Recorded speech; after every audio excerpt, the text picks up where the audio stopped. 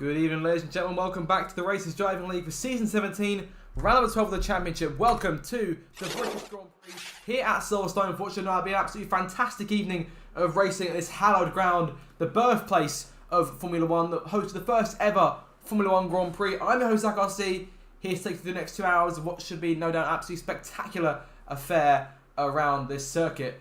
Of course, looking ahead after a fantastic Grand Prix last time out in Austria, which saw Popinian come away with a win, his second win of the season, but still yet to win a race on track, as I'm sure he'll be me reminding him when he watches this later on. But in terms of qualifying, getting underway now, see one of the Aston Martins appearing onto the circuit. That would be Daniel Aron, I believe, he's just making his way out. Yes, he is. He'll be the first car out here in qualifying. See Ferrari and Mercedes emerging for the pit lane too. Dan pushing now onto the racetrack. The first car to emerge.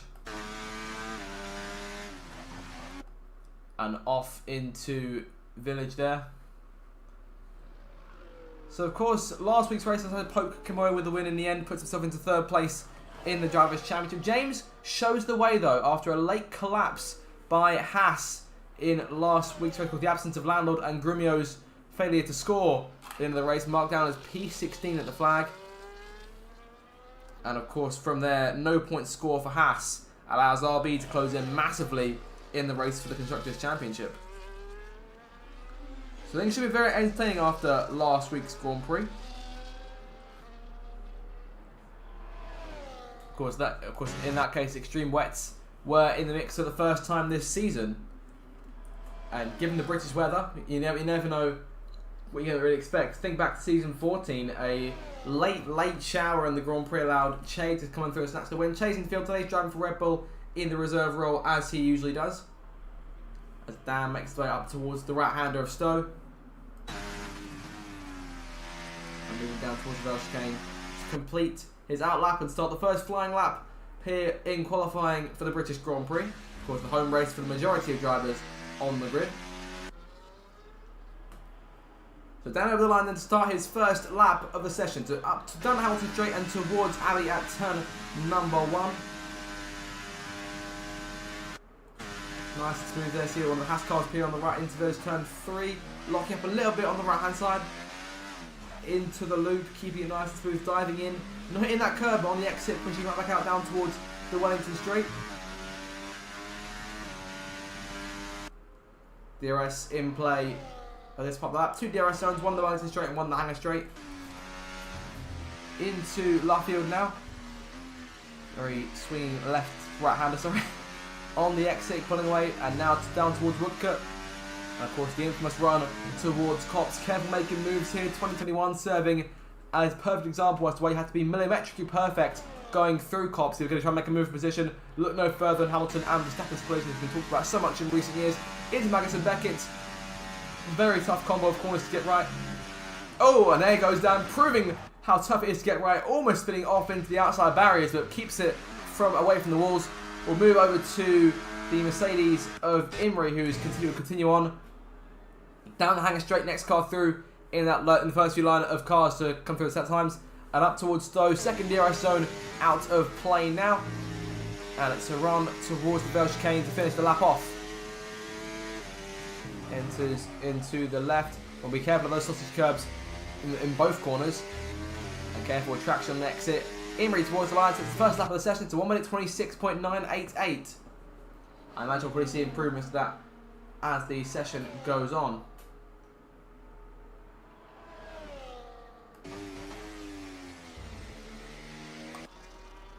But a fantastic run. The car definitely in tune with Imrie to kick things off.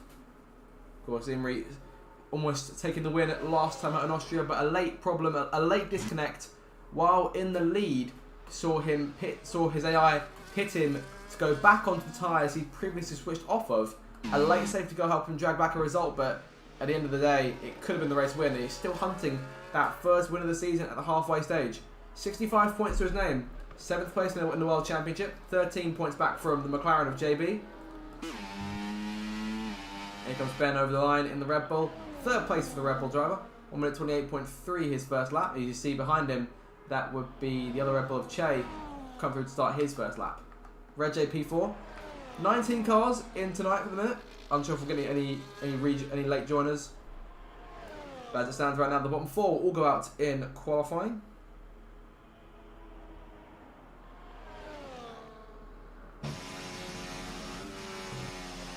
No qualifying bans in effect for this week's Grand Prix. The only mention in the stewards report was the late collision between Grumio and Che on lap 31 of last week's race.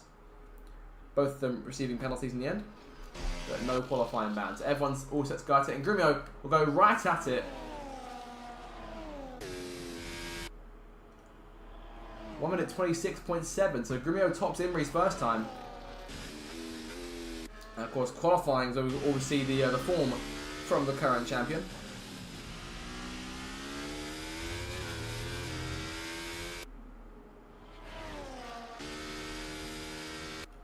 Curtis is in 3rd place right now. JB4. Flying Duck is in 5th. The first 2 cars come through and setting lap times now. James still in the pit lane championship lead at the minute. Both Haas cars are in the race tonight, so imagine those two will be giving James and Duck a hard time. And of course, don't count out the 2 Mercedes cars of Imrie and Pope either. Pope's on his outlap. Coming through to start will be his next one. Of course, first home race is returning to the RDL. And Che goes fastest, 1 minute 26.673. And once again, Che set to be perhaps the thorn in Grumio's side once again.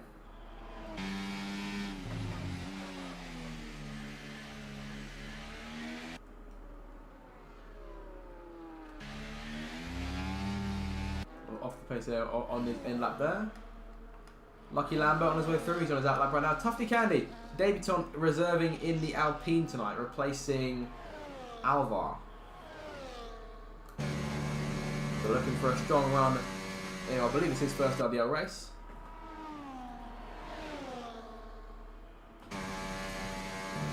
As I say, so far this season the debutants have all been fantastic. So a bit of expectation to live up to for Tufty Candy, but hopefully all should be okay. I could be wrong. Sorry. Did he debut last week? He may have debuted last week. I honestly cannot remember. My brain is a bit frozen. If I just confirm my notes here. Sorry about this. Yes, no. He debuted last week at Austria. That's my bad. Yeah, second race in the RDL. And looking for a good result this time around after retirement last week in the Styrian Hills. P11 his first run, 1 minute 29.9. Bit of improvement to be done there to probably avoid the bottom 4 end of the session. Lando and Pope now both on laps, two drivers who are immensely fast on their day in particular. Pope into the last couple of corners now through Vale. And charging now back towards Hamilton Straight to complete his first lap. We're looking at a 26.78, which puts him in front of Imrie into P3, just behind Grumio and just over a tenth behind Che. PJ still P5, of course PJ's been excellent in qualifying so far this season.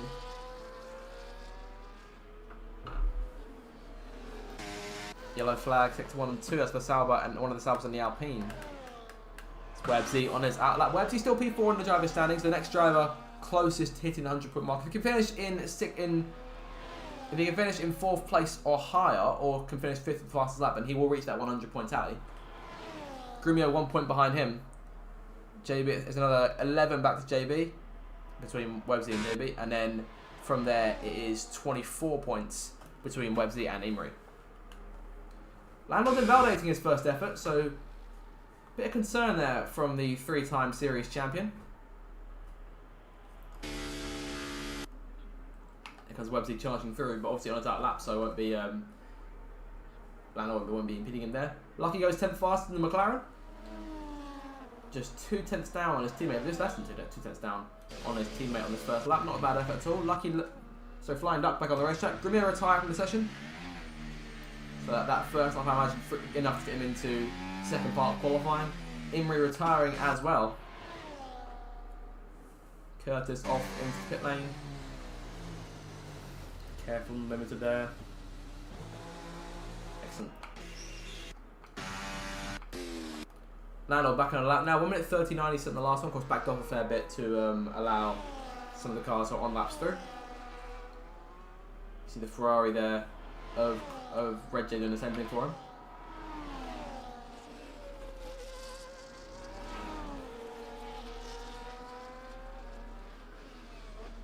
Pope retiring now. 2nd, 3rd and 4th all out. Just missing the one car this week, but missing Koch in the session today.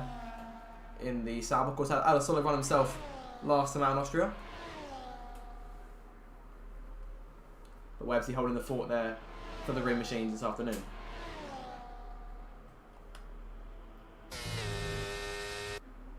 The clouds out looking quite ominous at the minute. As the top 4 now all retired with Che making his exit. We're not looking like we're going to get any rain today. But those clouds do look quite ominous, so we'll keep an eye out over the next hour or so as we continue on here. Of course, we were a few sessions already this season where we've seen go from dry to wet between sessions. Of course, Miami will continue to point out as an example there. As Lando goes P3 and Websy goes P5. So these two back on pace again. Top 6. Sort of in a league of their own at the minute.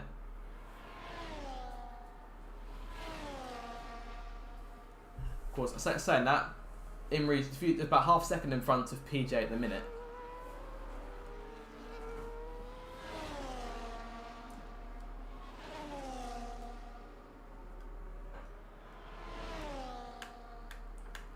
drivers now, so all set lap times. Here comes James, 1 minute 3.4 in the second sector. He's got one more sector to go here to complete his first run. We'll see if he can join the top 6, make it a top 7.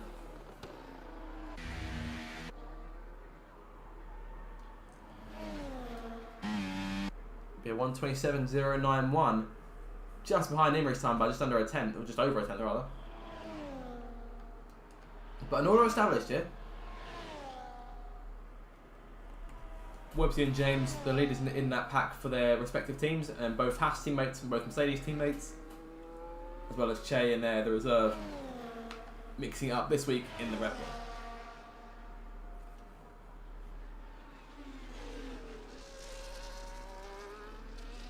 Five and a half minutes to go in the session.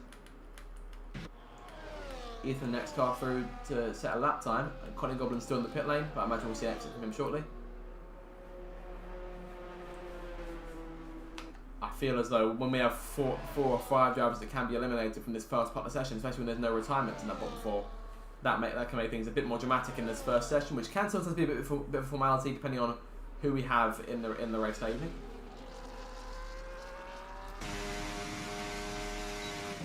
Caution, the exit is Stowe. One of the Ferraris that's Reggie going slowly. Over on the right hand side, leaves plenty of room for Ethan to go through. We'll keep an eye on Ethan as he comes through to finish the lap. That's right on board. Driving towards the line now, looking after 27. 27.7 dead from Ethan. Puts him in the top 10 with his teammate PJ, and 5 spaces above the drop zone. Red J, Obsessed Gamer, Tuffy Candy, Cotley Goblin, currently right now in the bottom 4, the ones looking set to go out in this first session.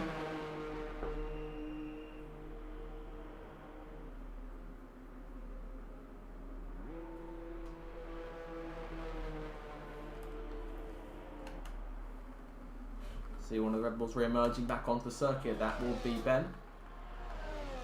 Top place right now, 1 minute 27.919. His best effort.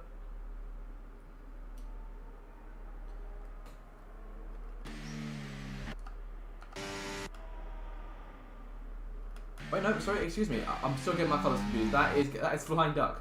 Sorry, I still see the dark blue. You see it on thinking might be a Red Bull.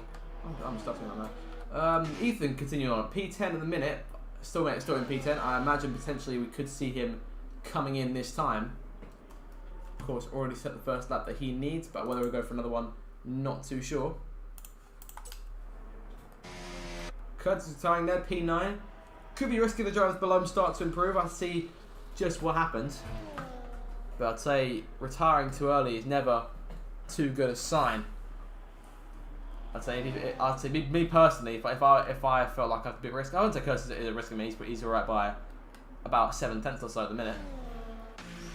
But of course, you do never know. See if we have some late improvements like Tufty Candy, who's up 3/10 from his first sector. We'll see what he's got in sector 2. Through Woodcut now and down towards Cops. Got about half his ERS still in the tank. Wide line there through Cops. Had to lift a little bit on exit just to ensure he actually kept it within the white lines. And into Max Beckers now. And there it is, validated.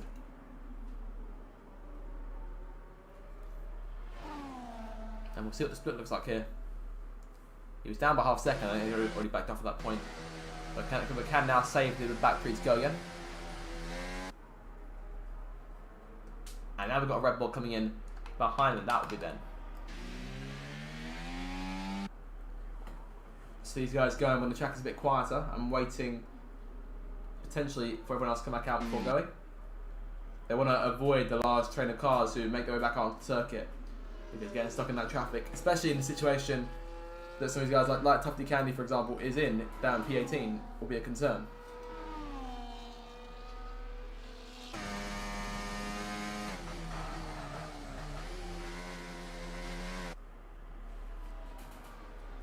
Through the first sector, then goes the Alpine.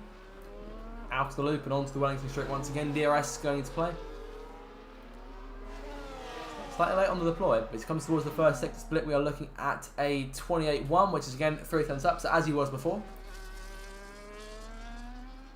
But we'll see in terms of what sort of improvement we're looking at. He needs, as it stands, he needs about 2 seconds or so off his lap to get himself into Q2. Just over a minute to go, so by this point, anyone who's out on the circuit will be out there on their last runs. Flying Duck goes into P10, we're at 27.692. Websy retiring. this time keeping it in the lines just about. DRS in play. He's 8 tenths up. He still needs more in this final sector. Often there's sort of big jump up, so I imagine this could be where he made this would be most time. But he's still gonna make about 1.2 here. Into the last 2 corners, or the last 3 corners, sorry. 2 corners left. And down towards Hamilton Street once again. Looking at 28 if he can nail it here. 128.8. It's improved by a second, but it's not enough for Q2. He's going to have one more chance. But I imagine he'll be out by this point. He's used DRS on that lap. Connie Goblin's on the circuit. This will be his first and final lap of the session. In Q1, 15 seconds to go. Red J's coming through towards the line. He's P16 right now. Will get one last shot himself. The Ferraris are the ones who are seemingly masters at making the most out of these last gasp laps. Checker flag is about to come out. Ben crosses the line just as it drops. P13 for him. JB retiring from the session there. 2 improvements could see him out, go down into the bottom 4. Connie Goblin into Maggots and Beckett now. We'll see what his split looks like. 1 minute 4-1.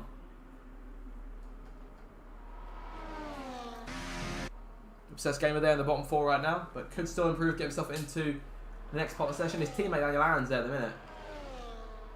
Flying back across the line, P10, more or less safe there in Q2, unless everyone behind him improves.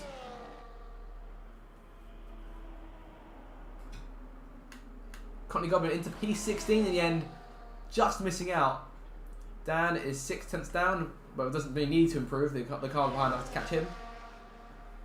Red J a 10th up. Needs a bit more though. Obsessed Gamer into the last corner. Tufty Candy into pit lane there. Corner end to his qualifying, he'll be dead last.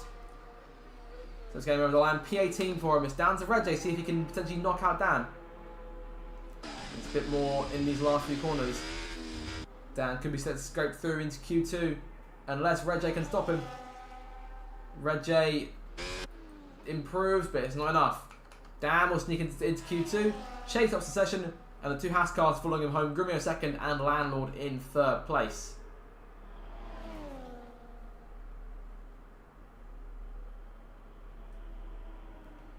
Pope in 4th in the end, Websy 5th, Imrie 6th, James in 7th, PJ 8th, and Curtis. PJ Curtis in 9th, and Flying Duck rounds the odd top 10. And the bottom 4 then, Connie Goblin, Red J, Obsessed Gamer, and Tufty Candy. There is your top 10. You can see the majority of drivers here on the grid. British drivers looking for a good run today. Just the one Brit in the bottom 4 that would be upset. That'll be Red J.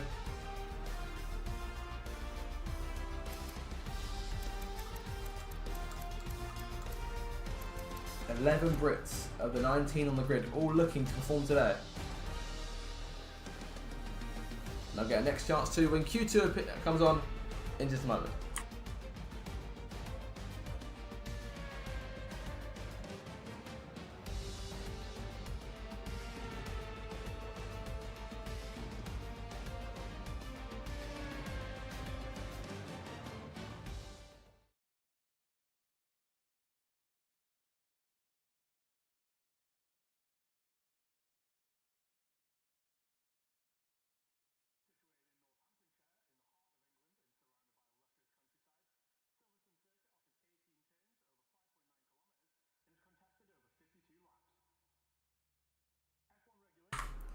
So we go now into Q2. This will things get a bit more interesting.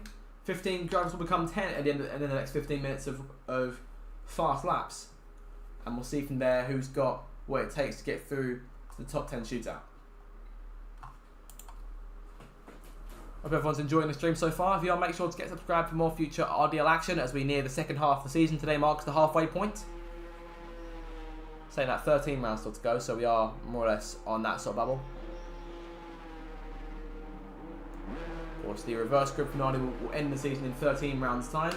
But in there as well, we will have a first ever European Grand Prix in the mix, which will be held at Portimao towards the end of the season. It will be part of that late season sprint. Whether it will host the last race, we're not sure. Of course, the reverse grid finale typically is voted for by the drivers, and we'll be looking at typically Brazil, given the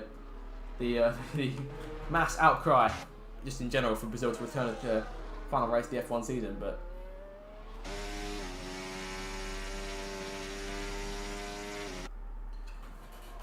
PJ there back on the racetrack. The two Williams cars particularly quite fast in that first session, and we're looking to both make it into Q3 once again. I've done it a few times this season. Of course, PJ was the one who set up to the plate and scored the pole position in China. That being 7 rounds ago now.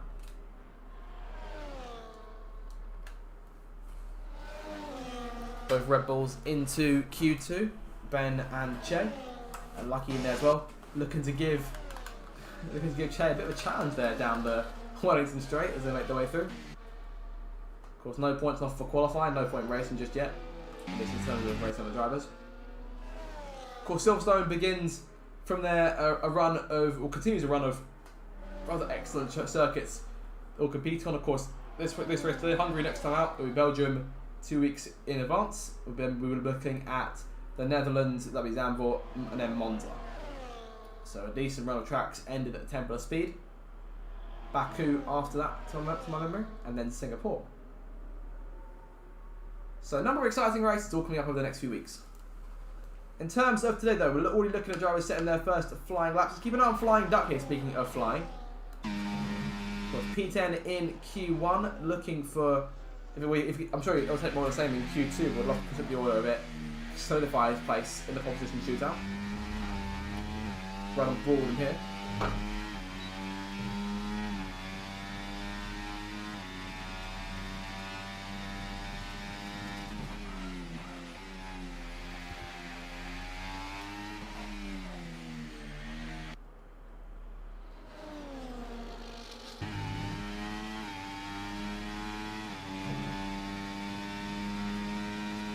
Down towards Cox with the Aston Martins there on the right side of around.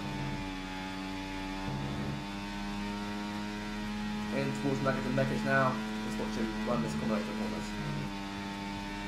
Yellow flag to the front. I believe that's one of the Mercedes cars backing off. That's Webby as well, allowing one of the Alpines through. I believe that's a Williams rather. And there was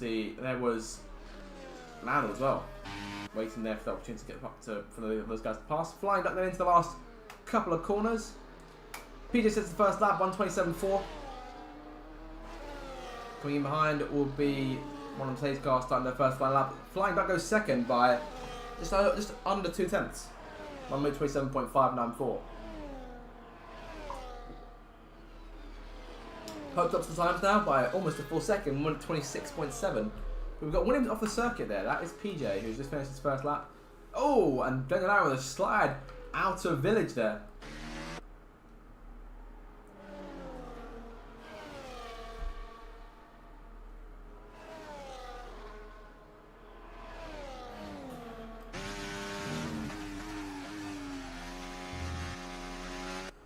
I'm not sure what sort of mistake there that Dan made. Perhaps go a bit wider, but the slide and the exit, but probably best to snap out of it at this point.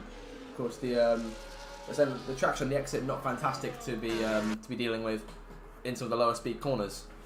Of course, getting on throttle too much could obviously lead to a spin out. You want to have the linearity turned up, that sort of thing. But of course, the majority of these drivers that have been driving on medium low, rather off immediate traction control for the majority of time here. Down into the last sector, 1 minute 4.9, his second sector. Lucky Lambert into P4. We're down to P4 now. It's Curtis goes across the line. That's P3 for him. Just look at that, 4,000 of a second off of PJ's best time. Websy goes fastest in the Sauber. 1 minute 26.5. Imrie goes second fastest, 1 minute 26.585. Very close here, very tense. Of course, the two Haas cars yet to come through and set their laps. Here comes Lando out the last corner. Big slide there from the former champion, and that will be his time scrubbed down the board massively. And I don't know what happened there. Perhaps a brief lack of concentration under the balaclava. They'll continue on, looking for a second effort here. Grimio is down the Wellington Straight, 32.9 his first sector. Let's see what he's got to offer. Of course, won this Grand Prix before in the past. I believe the defending winner of this race.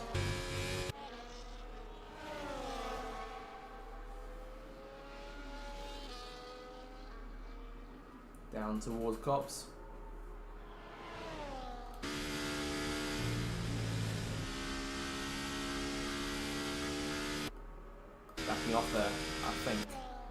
definitely backed off. Yes, apologies.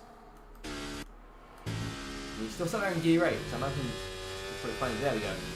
Getting us back to back now, we can go full send again. Throw full caution to the wind, and we'll go again for another effort. We'll see what he's got lined up this time around. James, one of the 4 cars, yet to set a lap there, the championship leader. 34 points to good right now over Landlord in second place. Of course, a solid score from him last time out in Austria, helping his case once more after the gap was closed to within a race win.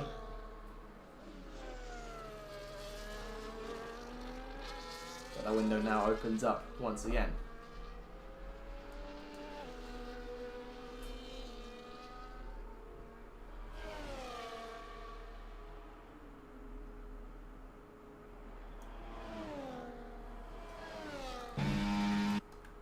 Two Red Bulls also looking for their first times. Here comes Che. Of course, top Q1. Looking to go back-to-back here in Q2 if he can.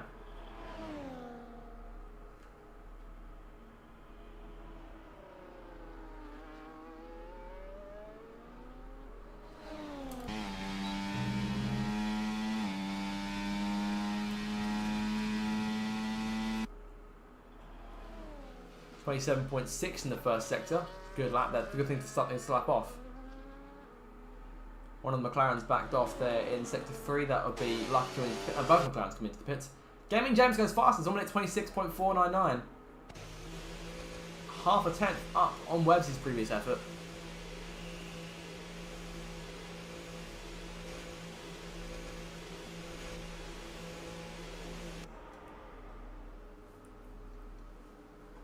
Both McLarens in then. Just 3 cars on the circuit. 4 cars rather. So Curtis, James, Grumio and Che. We'll see what Grumio's setting up here.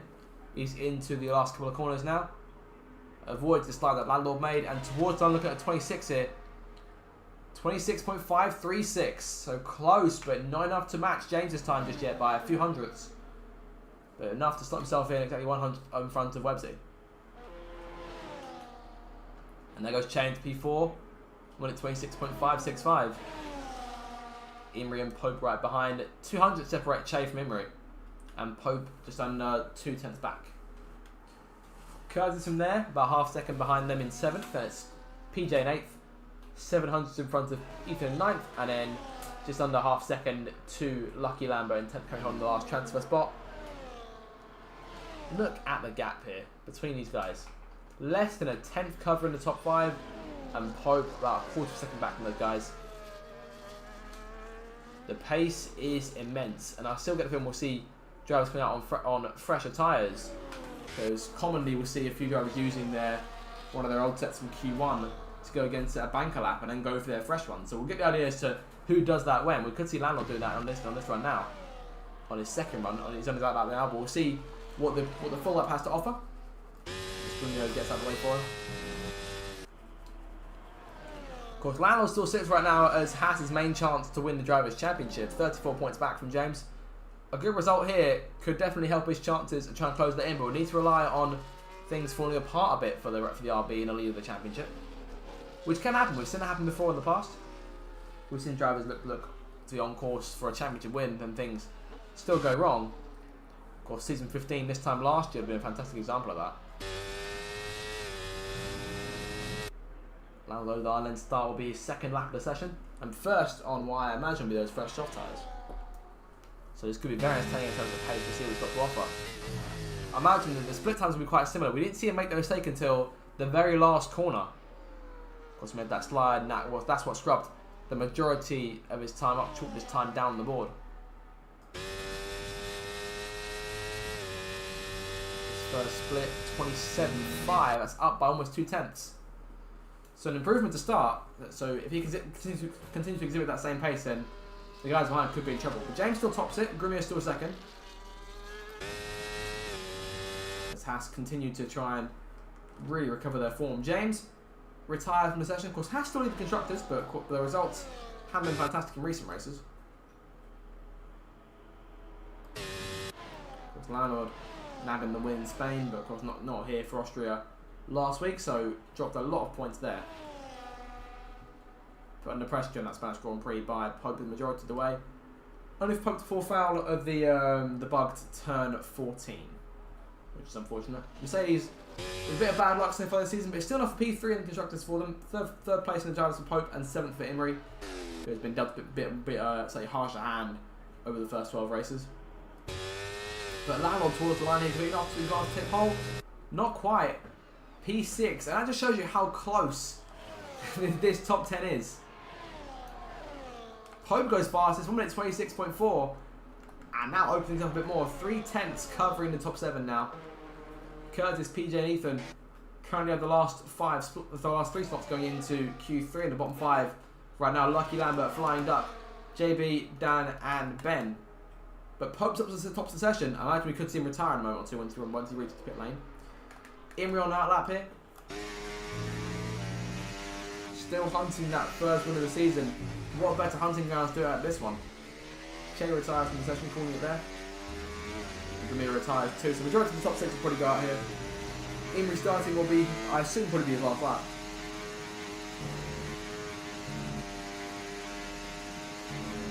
As the top 7, only Landlord and the 2 Mercedes cars are starting to track. Landlord, of course, has already set his lap time, so I imagine we'll see him in this time around. It'll come down to this bottom half of the field to see who's got what it takes to land those final 3 slots.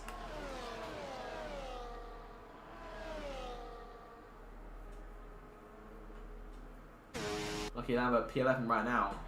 He's the one that's gunning to try and beat Ethan's top 10 spot. And PJ is still at risk too. Those guys separated by just under 7/10. 700 rather, sorry.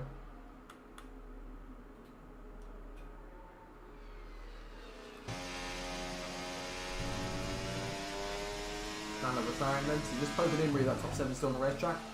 Those 2 will pit and that'll be the end of their sessions. More or less safe in the final part of qualifying. Lucky Lambert towards the line into P10, just improves by 0.07 of a second.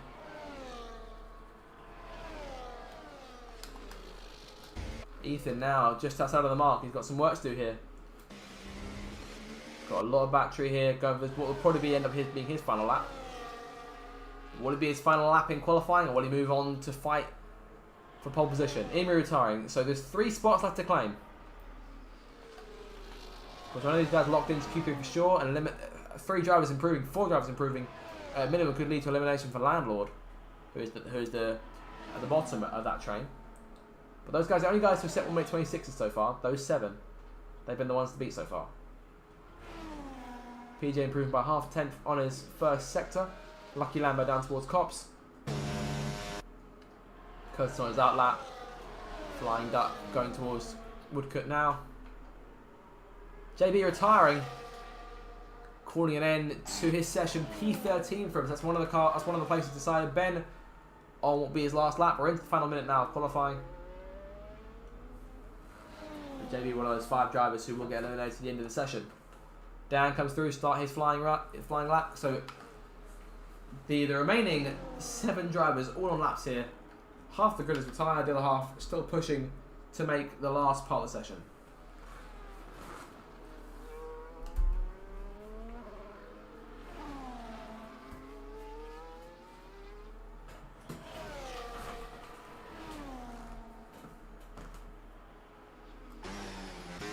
PJ improves to P8, knocks Lucky Lambert back into the bottom 5.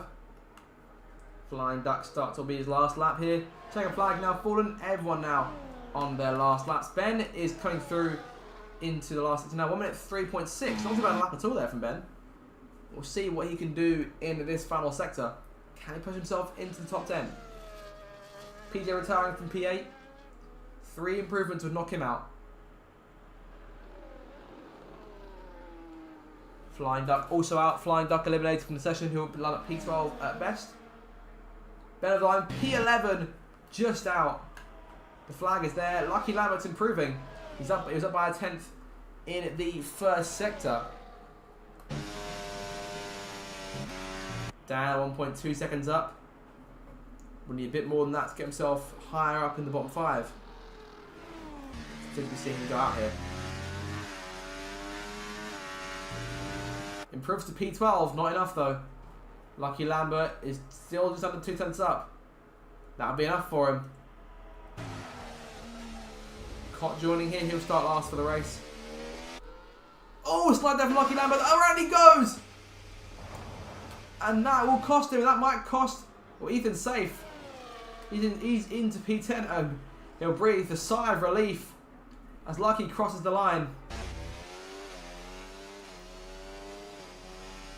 And that was very, very close.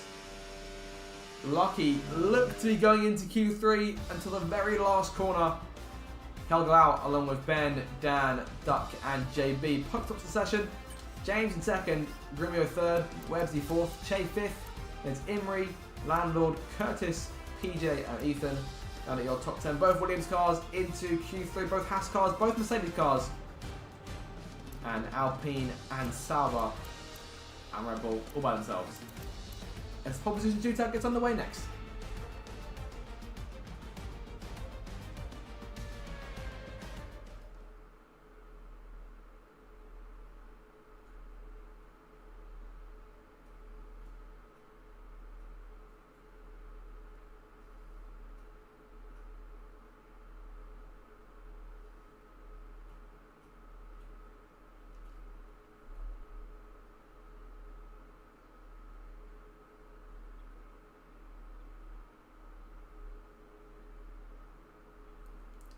So here we go then. This is where everything is laid out on the table. And we are set to find out who will take pole position, who will lead us into Abbey for the first lap. The 26th will make up this British Grand Prix. Imri emerging from the pit lane. The run plan from Mercedes, typical to have both cars out as quickly as they can. Get them out of the circuit and into the fray.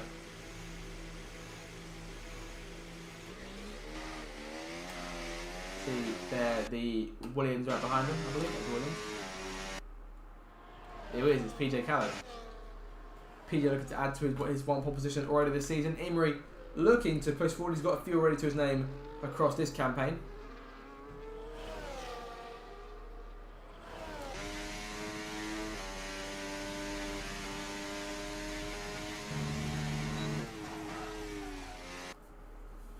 So the first few cars all emerging on the racetrack here. 4 of them so far. Make that 5 as Landlord emerges. Webbsy on his way out. And you see Curtis emerging there too.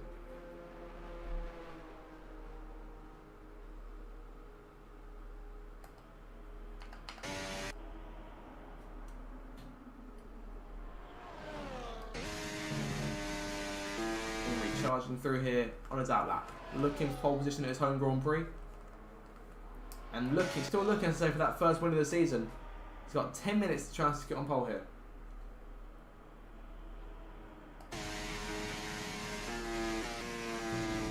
It's time to see then who is capable of joining the dots and lining up the lap. The perfect lap they need on a track as tough as Silverstone is to get themselves on pole position. Imri towards the line here. Let's find out, see what he's got. Down towards turn 1. Long run and a Hamilton straight into Abbey. Very fast right hand leading into the left hand turn 2. Down towards Village. To avoid locking up and avoid that curve, get as close as you can without hitting it. To the loop, Imri doing just that. Avoiding a slide in the exit. And down towards Wellington straight now.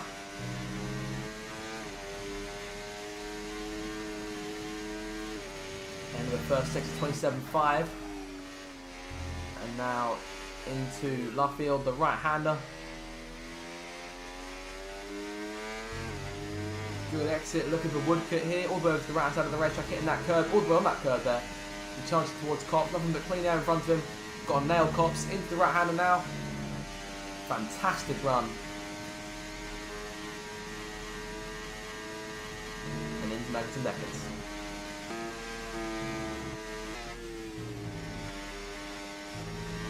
Putting on the curves there, DRS employee once again, 1 minute 3.008. Is there any chance we could be looking potentially at 1 minute 25 in this session? We've seen it before in terms of drivers hitting another gear in Q3 and getting into the next second. So going from, say in this case would be high 26s, so it'd be low 26s to high 25s. It'd be a 26 to start though, 26.5 from Imri to keep off qualifying. PJ in behind goes P2. Che coming in as well.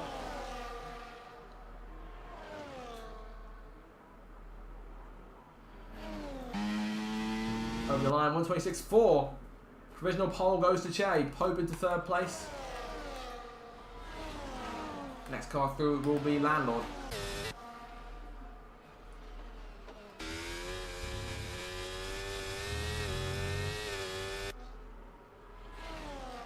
And he goes fast himself by 2/10 there. Landlord on top, 1 minute 26.2. Next car through will be Websy. We'll see what he's got on his first lap. So 1 minute 3 in the first sector as well. So could be on course to try and pick up on pace for these guys. Websy's P4. Put himself right in there. Curtis last corner towards the line. 126.9. James going to start his first lap. Ethan hasn't left the pitch yet. Grimmy will be the last car through from these first few runners.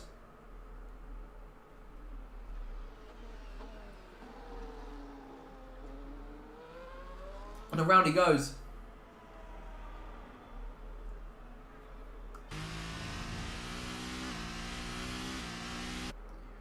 Grimmy over the line there, P8 in the end, 1 minute 31.3.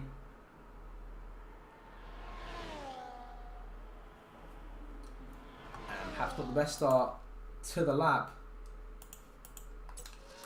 Or rather, the best start to the third part of qualifying where, of course, we've seen him shine so much in the past, but for now it's his teammate on top. Landed on provisional pole, Che in second, Imrie third. Websy in fourth. Here comes Jamie and James here through Cops. 27.4 his first sector, very solid run.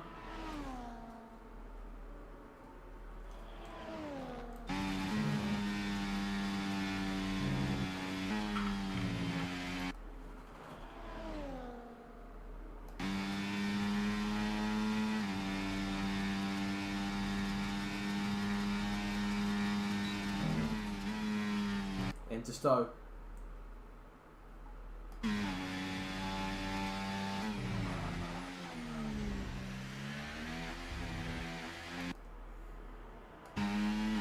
Last corner then, can he take it? P3 for him. Look how close the top 8 are so far. Ethan yet to emerge from the pit lane. Grimio, the one anomaly there, 131.3. But everyone else in the 26s. There's your gap, 6/10 covering the top 8.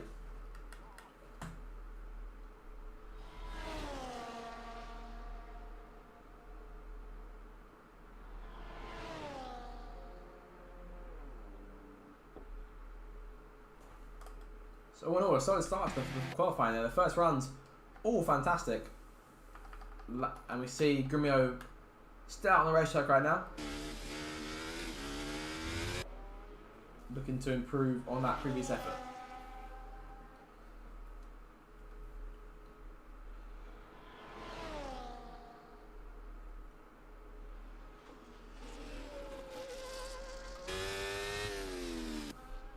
Into sector 2. Only Grimio and James on the racetrack right now. James and Mosby coming in. You see PJ come back onto the racetrack. No, that is Ethan. Ethan coming out onto the racetrack for the first time in this session.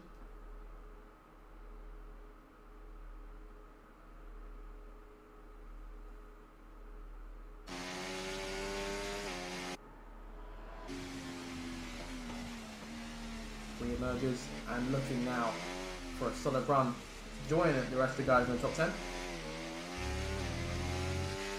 Grimmy in the last sector here is 2.7 seconds down. I imagine I'll probably stop this time, put on a fresh set of tyres and really go for it on his last run. He's got 4 minutes to go. Time goes down very quickly in Q3. We're looking at one more run, I imagine, from everybody at least. It's like the mock-up as Grimmy makes his way in.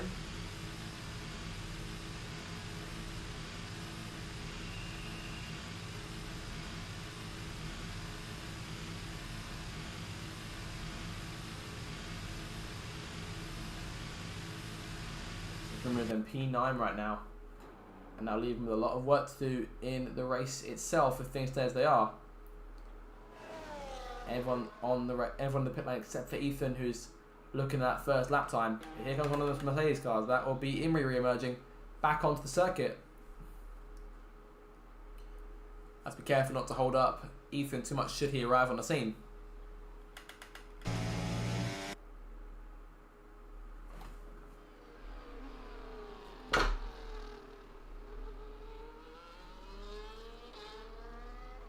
So he comes down for his first lap. reckon feeling this could potentially be his only run. Whether they have enough time to set his lap, come back into the pits, change into another set, and then go again.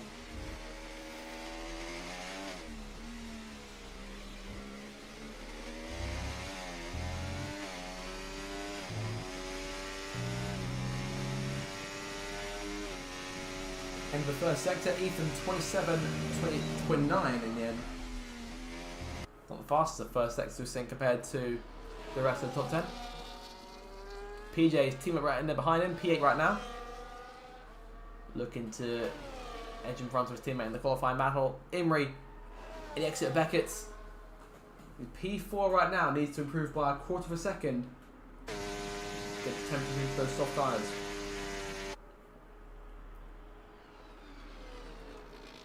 We'll have a full grid for the race. Koch joining midway to the end of Q2. He will start at the back of the pack. Where will Websy start his teammate? We'll see. He's P5 right now. Of course, things can still change. There's not a lot of time left though. Imrie starts his lap. Websy coming out the pit lane. Gaming James on his way out too. So everyone will be on the circuit now for this last part of qualifying. 2 minutes to go.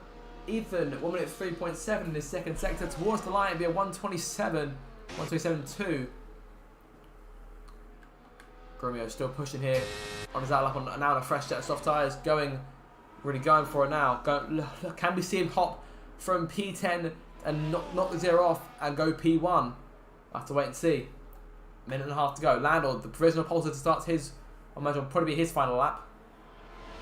He'll have a few seconds when he crosses the line.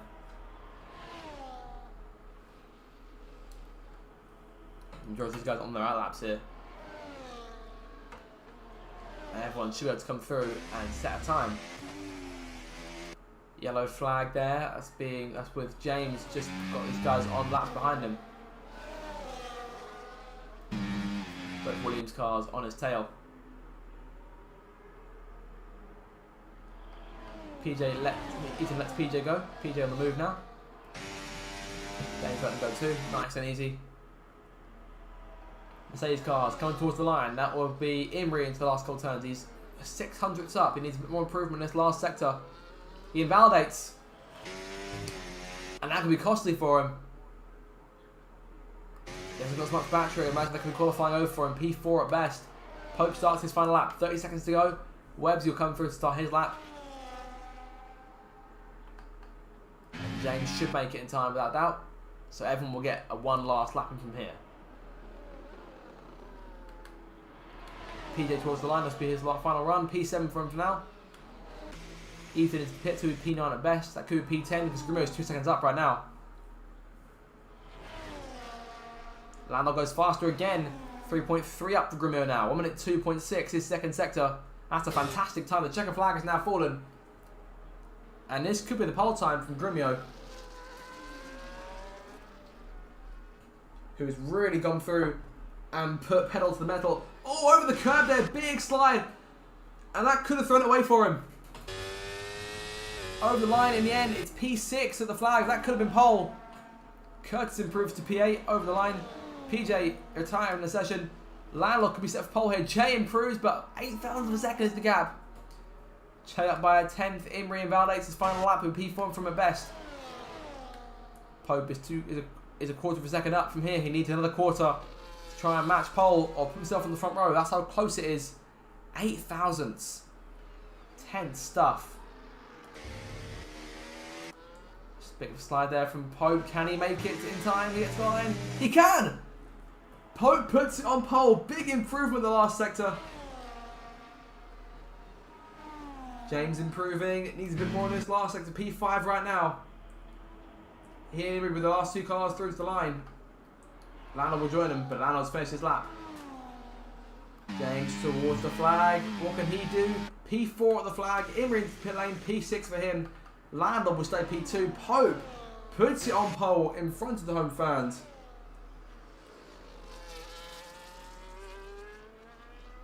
And the electricity in the crowd at Silverstone is immense at the minute.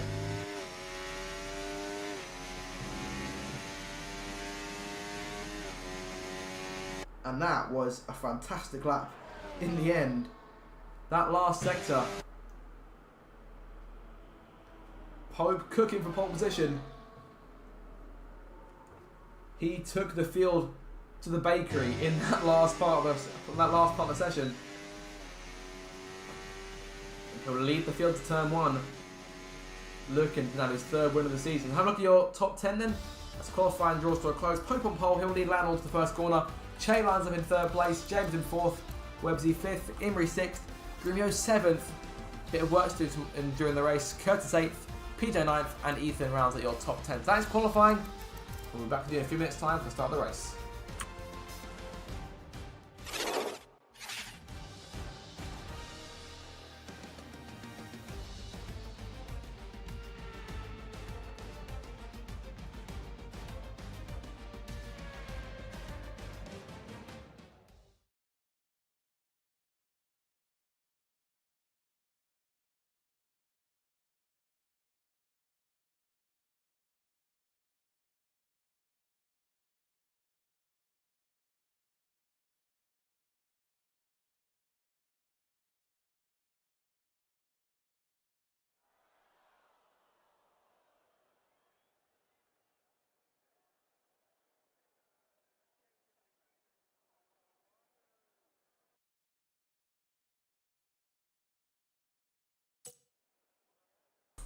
So here we go, time for the British Grand Prix, round 4 of season 17 of the Racers Driving League.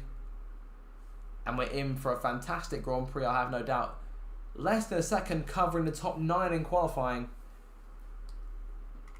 And if that's anything to it should be a fantastic affair today. There is the graphic detailing the full circuit designed, as always, by our very own JB. Grumio, the defending winner, but several late slides in the final corner in qualifying cost him higher positions on the grid. In the end, it was only P7 at the flag. He's got work to do here, but we've seen him win from further back before.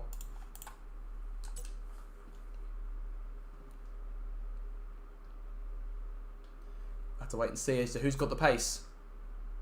But the weather looking beautiful here today at Silverstone. We'll have no doubt will be a classic Grand Prix as we see so many times in the past. But it's a strategy race around this circuit. We've seen so many times the one stop is in play.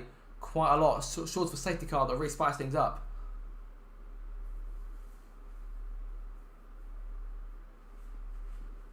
We've seen first lap instance in the past as well. This circuit is giving it all to us over the last few years, and we're looking for more of the same today.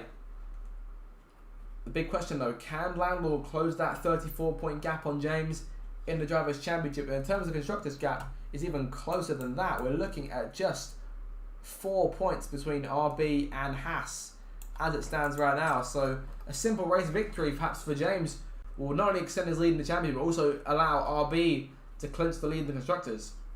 But of course with the chance of Landlord and Grumio both score, but of course no points for Haas last week after Landlord's absence and Grumio's late collapse in the closing furlongs of the Grand Prix.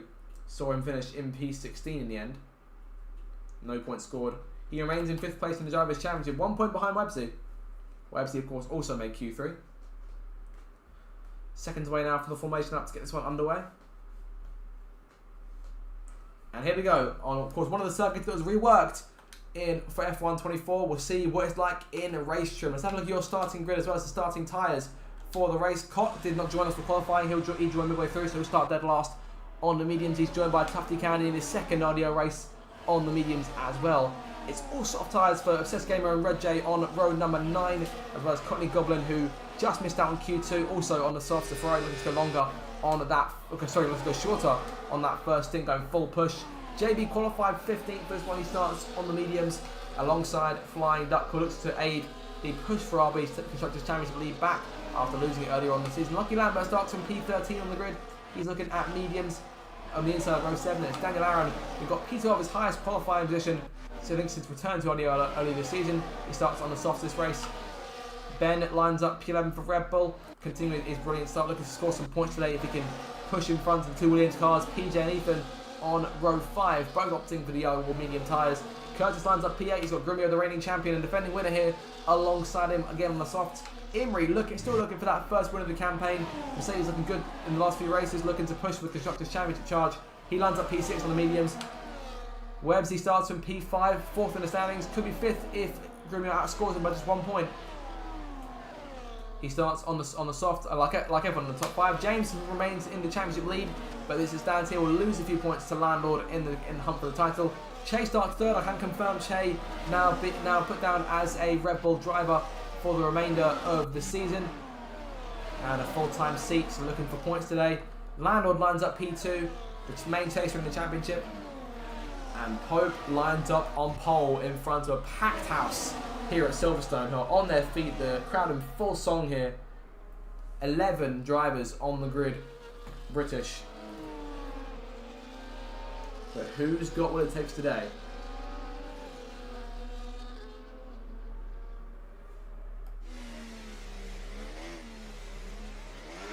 Pope brings it in to the P1 slot on the grid.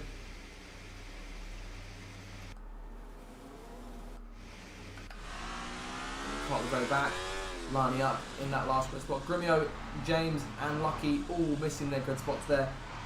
Starting a bit further back as Cott takes the last spot on the grid. And here we go, it's time now for the lights. For round 12 of the season, the British Grand Prix, the classic here at Silverstone. Lights out, foot to the floor, we are underway. Good start from Landlord on the right hand side as they charge down towards Abbey. Pulls alongside Pope. Can he take the lead in the first corner? He's side by side with him. Yes, he can. Landlord out front at turn 1. Pope falls into line, second place. We're still side by side on the outside as they go towards Village for the first time. James in behind them. Che to the inside looking for position. Several cars across the circuit. That's Imrie, who almost went across the Alpine, I believe, of Curtis there, but keeps it on the circuit. Imrie still in P6 in a minute. Yellow flag. It's all a kerfuffle back here. Caught up 2 places. Obsessed getting a flying duck at the very back there. Has he got damage? I think he's kicked his end plates okay. Landlord leads Pope though down into the second sector. Towards Luffield they come. The top 3 all nose tails. They charge through the opening couple of corners. Landlord a bit higher there. Pope looking for a move. If he can get the move on, he could try and go for a move down towards Cox. The top 5 pulling away here. Webbsy in P6. He's got Imrie, Curtis, PJ and Ben all for company right behind him. Landlord leads them down towards that very fierce right-hander at the far end of the circuit. James right on the tail of Pope looking to make a move towards Magnussen Beckett if he can. You can see him looking around, going from side to side, trying to find some kind of opening. There won't be any for the minute. Pope keeps it nice and tight in second place. Grumio up to P4 here. Fantastic start from the reigning champion as they charge out towards the Hangman Straight for the first time. Pope with a run here, looking to try and make a move. No ERS in play, but he's got a bit of a toe. Won't go for it into Stowe. So keep in line for a minute. There he goes. Briefly look at the inside, but can't quite get there. Lalo will come through to lead first lap of this race, provided he can make it through Vale and back onto the Hamilton Straight all in one piece. Everyone in single file here. Bit of a lock up from one of those cars in the top 5. Not quite sure who. Landlord pulling away to a gap by a little bit. Daniel Aaron into the pit lane here. Might pick up damage in that first lap, but Landlord leads it. 1 minute 33.3, the initial fastest lap to beat. And I actually see that time topped massively here in the second lap. Daniel Aaron in though, soft tyres, it's a fresh airsoft going on to that car. And Landlord's now got a lot of work to do here, trying to keep these guys at bay. Pope will have DRS for the first time in this Grand Prix, and everyone's going to be charging through, trying to make a move position. No battery in use. James closing, Grumio to his inside, into the left hand, looking for third, maybe second as well. He'll take third, can he take second? On the outside, can't quite do it, and James comes fighting back on the inside. Side by side on the exit. 2 of the fastest drivers in the league right now looking for position. Grumio's boxed in there, can't go anywhere as James looks to make a move. Cobbs trying to get back in front of the Haas, close to contact. They keep it under wraps and Grumio gets in around the outside and takes a position. And double whammy too, there goes Che making the move on James back into P4. James down to 5th. Fantastic movement here. These guys keeping it all under control, no contact at all. This time Pope looking for the lead back, the crowd on their feet there as they charge towards Stowe once again. Pope on the outside. Can't quite get clear of Landlord though, still be there underneath him as they go in. Into the braking zone. Grumio very nearly runs to the back of his teammate. Landlord braking a bit early there to allow himself to make the corners. They charge towards Vale. Webbsy now joining the party to the inside of James for P5. As they go through Vale side by side between Grumio and Che as well. Those two, the old rivals, continue to do all now. Che is racing for points and not just for pride. Pope leads the second lap. Oh, slide from Imrie there in P8. And there goes PJ to his inside into turn 1. Very close there. PJ going a bit deep and on the exit. Here comes Benzi's outside, looking to make a move from nothing. Big lock up from one of the cars in the top 7. Not quite sure who again. But Ben on the outside of PJ here, looking for positions to go through the loop.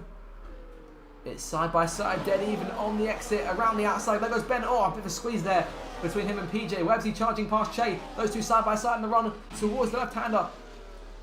Pope pulling away here to 6/10. Landlord and Grumio continue to go at it for P2 as James sits right in there behind him. Traffic jam, as we used to see him more outside of the circuit and not actually on the track itself, as they run towards Cops once again. Love this fantastic overhead angle as they go towards the fiercest right-hander on the circuit. Again, you've got to be perfect there, especially when you're trying to go for a move. What exciting first laps it's been. We've still got 23 to go once we cross the line here. Lucky Lambert chasing PJ right now for P10, the last points on offer. PJ looking at Ben, trying to get him back with DRS. Tufty Candy gets the first penalty of the day. It's 3 seconds for track limits warnings. Of course, the circuit then that can punish you, but not one of the circuits like, say, Austria, where almost everyone ends up with one. James to the outside of Grumio here, looking for P3, the championship leader, looking to try and avoid any damage inflicted by Landlord points-wise. But Grumio will be helping his teammate. Pope slides. Landlord with a brief chance, trying to take the lead here if he can. Onto lap 4, that advantage Pope had is gone, and Landlord sails forward, looking to try and take the lead back. Pushing the absolute snot out of Pope as he charges up towards Village once again. The Mercedes in control. Grumio to the inside there, late move from his teammate, and James on the outside of him, and there goes Che looking underneath. 4 cars all fighting for the same bit of road, and James emerges in front of Che, but Grumio keeps his place and might try and go for Landlord as well. Websy making a move on Che further back. It's all positions go here at Silverstone. Landlord to the inside will take the lead back from Pope. Slight tap from Grumio as well in a Haas sandwich now. Not a nice place to be given who's driving those 2 cars. 2 fantastic drivers, one of the best partnerships in the league's history, if not the best partnership, most winningest partnership in the league's history. James closing here on Grumio. They can still be beating these 2. It's just a matter of who's got the speed to try and do it. But it's still early on in the race, plenty of time to figure that out. These guys all on soft tyres, all giving it the beans here in this opening phase of the race. Imrie, the first car on mediums, in P8 right now. Those soft are doing their job as Curtis joins the fight as well. Might try and go for Websy for P6, but this train, if it keeps on going, this is esports style trains, as you make your way down the hangar straight once again towards Stowe. What a race it's been so far. It's not over yet, because there goes Pope to the outside, reclaiming the lead from Landlord around the high side into Stowe. James again on the tail of Grumio as they charge towards the Vale, but this time the champion covers the outside line. Websy and Che giving themselves a bit of hassle. James right there behind Grumio. Won't go for a move towards Andy, I wouldn't think. No point in doing that. On to lap 5 though, Pope shows the way. So far, he's been able to put the most advantage, but that's typically because Landlord is being threatened by Grumio further back. And the lap's ticking by very quickly here. Further back here, we'll see Lucky Lambert under pressure from Pope, trying to go last to first today. Similar to that of Bortoletto in the F2 race yesterday at Monza. The leaders still tangling up front as they go into the second sector. We'll keep an eye for the minute on these guys, short of a yellow flag in front. PJ holding that last point, but it's still a very nice train here. Both McLarens, both Williams, a Sauber and a Red Bull. For the back, Red Day leads the rest of the train. You've got Obsessed Gamer, Tuffy Kennedy, Courtney gone behind him. Flying Duck still further back a bit from the incident on the first lap, and Daniel Aaron, of course, made his first pit stop quite a way back in the field. But up front, it's all single file once again. Pope continues to pull out his advantage. Landlord now still keeps second, Grumio third. Look how close he gets through Beckett's there. Be careful on the exit. Everyone appearing there. One long express train.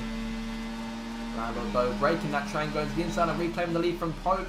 Che to the inside of Grumio, close to contact. Both cars keeping it under control once again. Fantastic driving here. Look at the skill on display from these guys. On to lap 5, so Landlord beats them, but Pope under pressure from Che and Grumio. Che gets the edge for the minute. He'll pull inside and take P3, but can Grumio come back at him? If he get a bit of a run, he might try it. Will he take the risk going into turn 1? And Pope and Landlord might try and escape a bit more here. Just being reeled in once more. Imrie now pulling away from the medium tyre runners and almost into DRS range, these guys in front. And I said the DRS, the fact he's not in DRS is probably what's hurting the most right now, because these guys will get runs on each other. And Imrie is now a bit in no man's land, but under no threat from behind. PJ in P9, Ben holds the last point of the minute. Where's he? Way wide there in Luffield. On the exit, pulls for the better exit and jumps back in front of Curtis. Landlord now half second in front, 6 tenths to good as they go through Cops once again. They're splitting up a little bit now. They're not quite nose to tail as they were. And Landlord just trying to escape now, trying to leave for the lights to come on.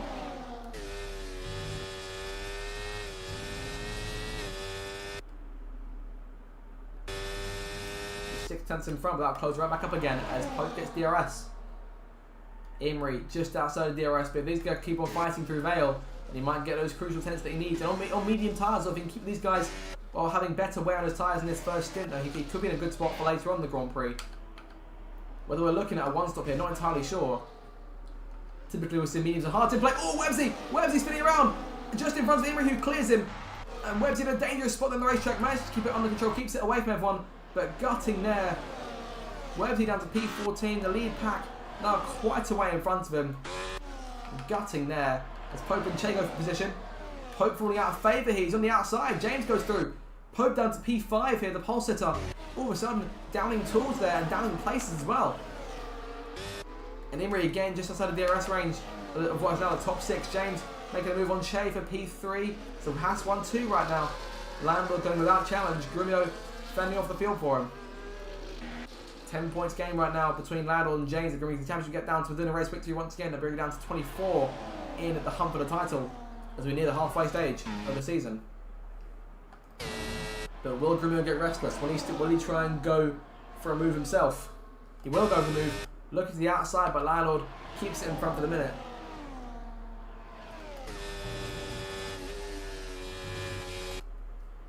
But Landlord, if anything, just really, what brother says, Grumio, look, do me a favour. Keep these guys behind, but Grumio's got no interest in that. He wants the race lead. The reigning champion goes scything through and reclaims the top spot. There goes James looking at it. Landlord now falls out of favour, walks to the back of the train. Only car behind him in that train is Pope and Curtis. The Pope to the outside now. That'll just be Curtis. If Pope can get the job done, he's on the outside, out with the inside for the next corner, and there he goes on the exit, jumping back into P4. But Landlord right on his tail, and Imrie still there, still hunting DRS, but just a few tenths out. James to the inside takes the lead from Grumio, and here comes Che looking to try and challenge too. Will Che go to the inside? Won't go for it just yet. Just keeps himself in line for now. Lock up from James. What a fantastic race it's been so far. In terms of just racing itself, it's been brilliant stuff to watch. DRS in play once more. Here goes Grumio with a good run on James. Che closing as well, but won't have enough time to go for it. Grumio to the inside, looking for the lead. And in a season where so far it's looked like potentially Haas is Grumio and Landlord handing the crown over to what could be a new successor in James. Grumio saying, well, not quite, mate. I'm still right here and I'm still going to give you pressure all the way down towards Cops here. Will he close it enough for a move to keep it in line for the minute? Doesn't need to go for a move that risky yet. Che right behind them in P3. Pope in P4. Landlord P5. Curtis in P6. Imrie now within DRS range, so we'll join that train. Cott now leads the rest of the field. He's up to P8 from starting dead last. What a start from him in these first 8 laps. He's done a brilliant job so far. Slide there, Ben with a penalty there, second of the night from a second driver to get a penalty tonight with multiple warnings. Imrie now looking to enter the fray as up front. It's still James and Grumio. Che right behind them and Pope bringing up the rear. And Landlord, Curtis and Imrie all going at it. Lock up there from James. Keeps it under control though. PJ Caleb with a time penalty. Then as on the exit of Stowe, he's got Ben for company side by side with him as well. Who gets the better exit? It's Ben on the inside. It's still side by side exit. All close to contact. Onto the gravel goes PJ. And then goes Ethan taking full advantage, going dancing around the inside, saying thank you very much. I'll go inside both places if you don't mind me doing that at all. Lucky to the inside of him though, going, hang a minute, we're not finished yet. Around the outside in towards Village, looking for the place himself onto P9. And Lucky comes through from behind all of them and nabs P9 just like that. Fantastic move, perfectly executed. The sort of move that you probably couldn't trample again if you give it a million attempts. And that's just how good some of the reactions these guys have when racing each other.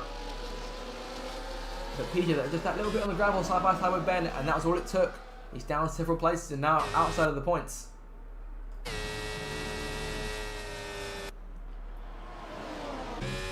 Grumio waiting for his turn to lead the train once again. Che right behind him. He's been sat there waiting for an opportunity. He hasn't led the race just yet. He's been in that podium place constantly. Imrie around Curtis now fully embedded in this fight for the lead. The top 4 continue to pull away. Pope closing on Che and Grumio. Grumio to the inside of James into the corner. Grumio retakes the lead by half a car length. Can James come back? I'm on the outside though, so we're very tight. Side by side towards Vale now. And Landlord diving into the pit lane here. The first stint will come to an end quite quickly for these guys. The soft tyre runners. Imrie in a good position now if he can try and maintain where he is. Up with these leaders on the medium tyres. Ethan, 3 second penalty. Landlord is in. Both Williams cars now with the 3 seconds. How many the opposition change in this Grand Prix? Of course, including Landlord will be down 11 now from the pit stop. The driver is gaining the most without doubt is Cott, up 13 from his starting spot, and Websy now down 13. I believe he has made his pit stop. Yes, he has. So he's on to medium tyres now. He'll emerge quite a way behind Landlord here. Up front, James still leads Grumio, who's really giving him pressure.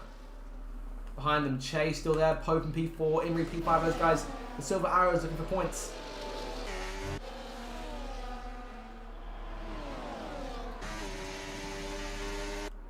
ERS not quite in play, everyone's got a solid supply of it. Pope slightly down, Pope and Imri slightly down on theirs.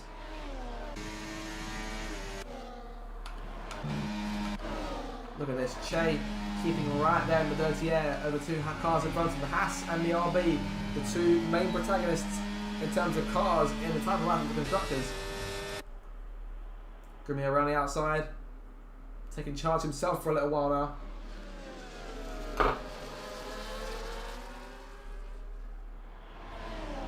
And making that move. And Grumio in the pit lane with a 10-second penalty for him. James joins him. So Che and Imri to the lead, Pope coming in as well. That 10-second penalty will be crucial for Grumio. And he won't serve it now, I don't believe. I think he'll serve it at his next stop, if there is another stop. Medium tyres going on that car. Yep, he'll serve it next time round. But that can be costly for him on a day where he's looking to try and move up places. He'll likely move up places due to Websy being out of the points right now. Only needs to gain 1 point on Websy to take away 4th place in the standings. If he can outscore Pope by 12, then he'll finish the day in 3rd in the standings. Well, of course, not capable of catching Landlord nor James today. Both Haas cars are now pitted. Grumio emerges in front of Landlord. James there, Pope there as well. Websy about 7-8 seconds behind. There goes James to the inside of Landlord, looking for position of the 2 title rivals side by side. And James on the inside will jump in front. And very close there, but Landlord falls behind. But not giving up just yet. Oh, a bit of contact and a near spin from Landlord.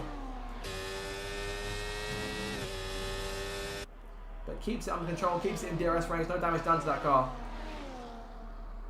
Obsessed Gamer has 3 seconds for him for multiple warnings. He's in P10 right now with Tucky Candy on his tail. Both cars have penalties.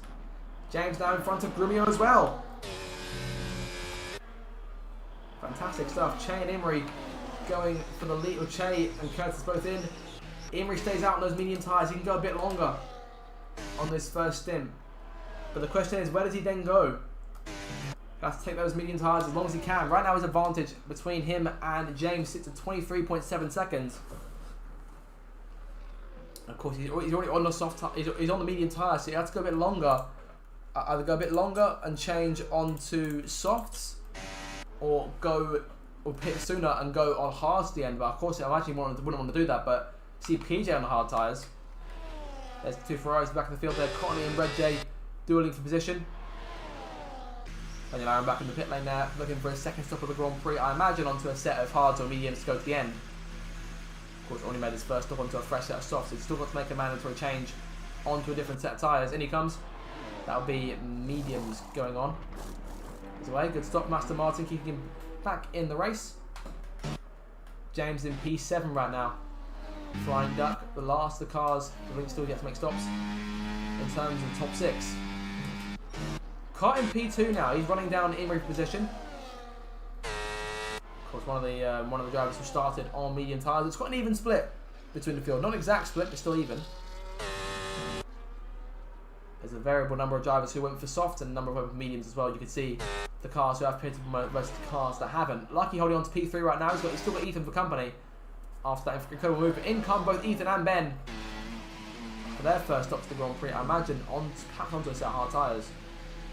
That's what PJ and JB have gone for. They're on the same strategy in a minute.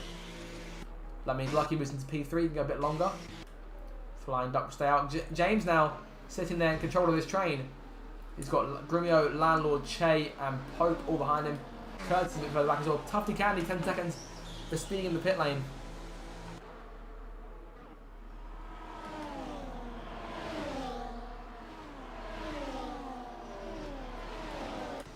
two cars all coming in for their stops now. 4 drivers away to go on Flying Duck, Lucky Lambert, Cott and Imrie. Only cars now waiting to make their first stops. James is only getting about a second or so on Imrie in the last 4 laps. Imrie's in good stead right now, these tyres. And I imagine could probably be looking at potentially pushing a set of softs. And he'll want to avoid a disconnect at this point in the race because I imagine the AI could potentially put him onto a set of hard tyres to go to the end.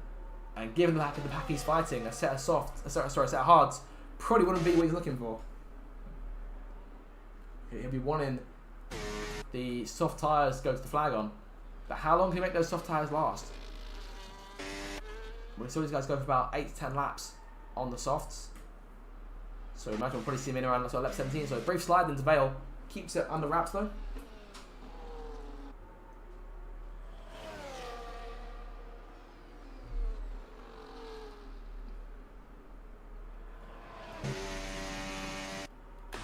Cott is in for his stop. Still he changed onto because we could see what he picks onto influence. Imrie's soft tyres here for Cott, so going to the end on those. Looking to now a points paying finish. Remember his job to get the end of this train here and fight for a higher position. It won't be in DRS range, but it'll be on a set of soft tyres to be able to challenge almost immediately. So he re-emerges. A couple of seconds in front of his teammate Websy. Those guys looking at low points today. Websy, of course, was a part of that train for those of you who joined us midway through, but spinning out early on. Shade to the inside of a Flying Duck there. Getting the job done on... Oh, contact between the pair of them. Che gets in front. I imagine he won't be too pleased with that sort of move. Grumio right there behind James looking for an opening. Lucky and Imrie, the next 2 cars need to stop. 20 seconds now the gap. Imrie will most likely re-emerge back in that train.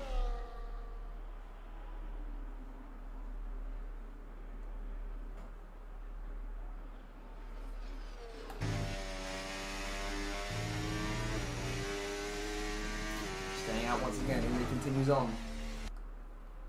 Flying Duck, time penalty there. Multiple warnings. James continues to lead that train though. Like a matador who continues to run that bull around the ragged edge here at Silverstone. We've got just over 10 laps to go. He's 19.6 seconds back from Imrie right now. I imagine he'll reclaim the lead in the pit stops, but Imrie will be on a fresh set of soft tyres, I get the feeling. He'll run to the end of those. Of course, Grumio arguably out contending to win the race there, that 10-second penalty. Short of safety car, which can serve a bit easier and still be in with a chance. Further back, PJ still leads this little train. JB, Ethan and Ben behind them. Websy, of course, has escaped this little train in P11 now and looking at one last place if he can. Flying Duck also yet to pit. He's obviously had to let through the well, not let them through, but they've managed to find their way through them. This pack in front. Che passing Landlord. Grumio still right there behind James, but can't quite go for the move just yet. He's going to need to. He wants to keep himself back in front. Buying his timeline and wait for the minute.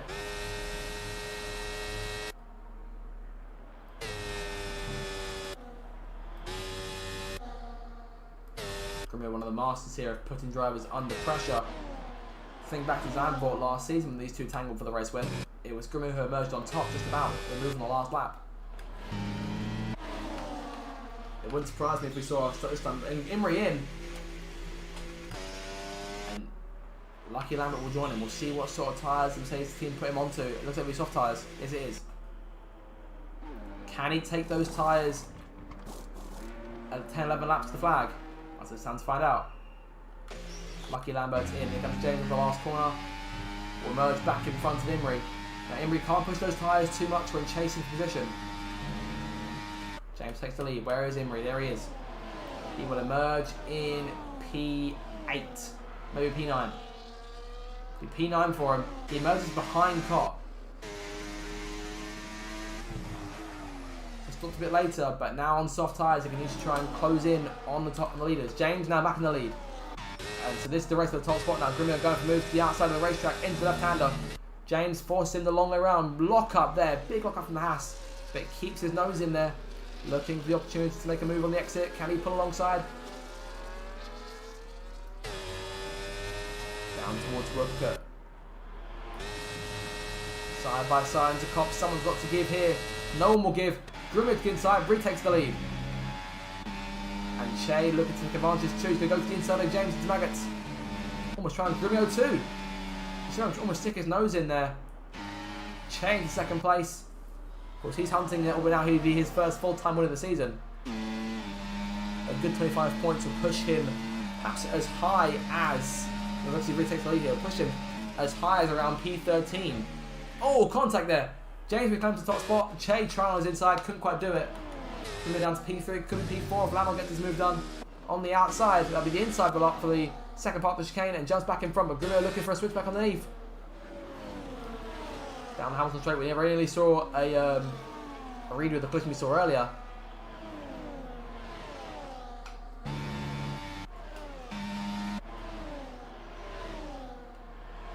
Cott now closing on the leaders. He's got Curtis and Pope right there in front. Imrie needs to get around Flying Duck. Needs to do it quickly. Goes around the outside. Good move there from the Silver Arrow. That'll push him closer and closer. But he's still 6.5 seconds off the leaders. Che claims the top spot for the first time today. He leads. James in second. Lando third. Grimio fourth. Pope 2.3 behind in fifth place. You can see the leaders, but can he catch him? He needs medium tires to come alive. I think we'll be looking at Cott and Imrie as to what point they advance on the cars in front. Can Cott go from last to first? I'd say if he can put the leaders in a matter of laps, I'd say he's got a plenty good chance. If he can just get himself in DRS range of the lead pack, I think he's got every chance of going from last to first and doing what I think going into today we wouldn't be even considering seeing. But Che defends the inside from James. Do these guys know what's coming?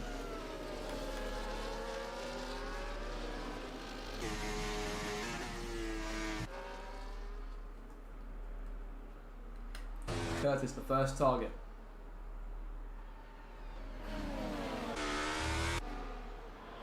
That's a bit further move when DRS comes into play. Further back outside of the point, it's still PJ who leads Websy. After Lucky Lambert stop, Websy into the points now, so PJ is fighting purely for honour here and looking to hold off the cars behind.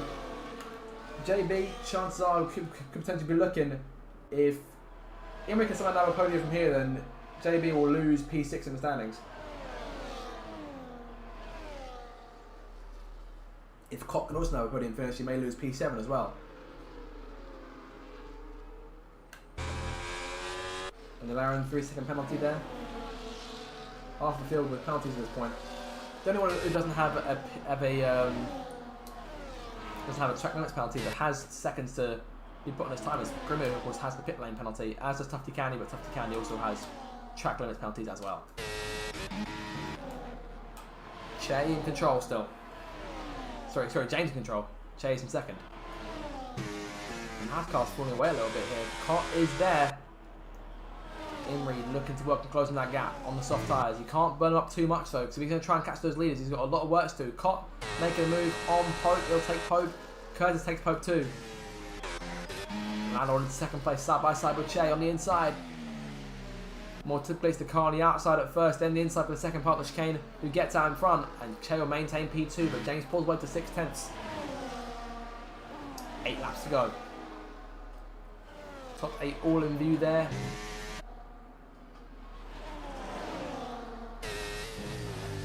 Oh, close to a near spin between the two Haas teammates. Grimio taps Landlord. Slight slide from Che there.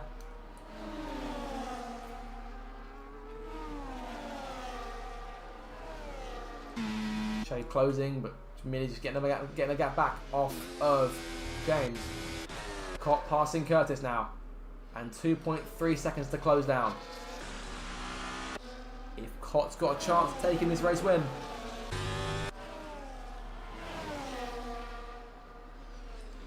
Can he do the impossible? He's got 7 laps to do it when they cross the line. Pope and Curtis side by side into Cops. Pope around the outside will take P6 back. Imrie 1.5 behind these guys now. If he can keep on closing, he might get in with a chance to try and have a top 5 himself. But also, even as quickly, Cott is starting to gain. Che making a move. Oh, Grimio off into the grass there. 3 wide for the lead. close to contact. Jay gets the lead. There goes James back at it. On the outside, 3 wide again. Oh, big sort of bunny hop there from Che. Contact with Grumio, who will retake the lead. Remember though, he's not in contention for this race win. He's just trying to win it on track. Merely serving as a thorn in the side and perhaps trying to help his teammate Lando get the win. Those 10 seconds will leave him behind all of these guys in P8. As it stands, it will leave. Yeah, we'll just about leave him in P8. Just Websy only needs a few tenths to make it P9. And Flying Duck there as well. But Duck will probably need to pit again. He's one of those tyres since the start of the race. And the more these guys fight, the more the bottom 4 of this train can close in. Che to the inside to try and reclaim the lead from Grumio. He'll do just that. James to the outside. He's going for late moves there. What tension we're under here at Silverstone. Who has got the duelist hands behind the wheel to take them to the top step of the podium? Che's looking for it, looking for his first full-time win this season. Landlord behind these guys, waiting for a chance. Cop 1.3 back. If he can do this, if he can miss qualifying and still nab the race win, looking for his first of the season. WWE mass praise been heaped on his talents. If he can do that. The strategy working for him right now. Imrie still looking to close the gap on these guys, but has he run out of steam? He'd need Curtis to fall back a little bit to give him that run he needs. The DRS is not helping his case. Imrie dropping back in P8 right now. Grumio on the inside of Che, to the outside there. Che gets back in front. 6 laps to go for James, who holds the lead. James, of course, has already won races this season. He's won 4 races, looking for number 5. And what better place to do it than at home?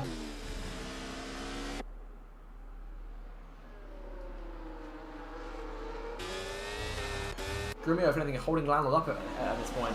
Caught now right there, now in range. Oh, Pope to the circuit. Pope to the back of the field here, back to P8. And the pole sitters race falling further away. It's gone from Ritz to rubble at this point. Out of DRS range too, the Mercedes cars not looking at high points today unless things change in these last 6 laps. With 5 to go across the line. Cop is now in range to try and make this happen.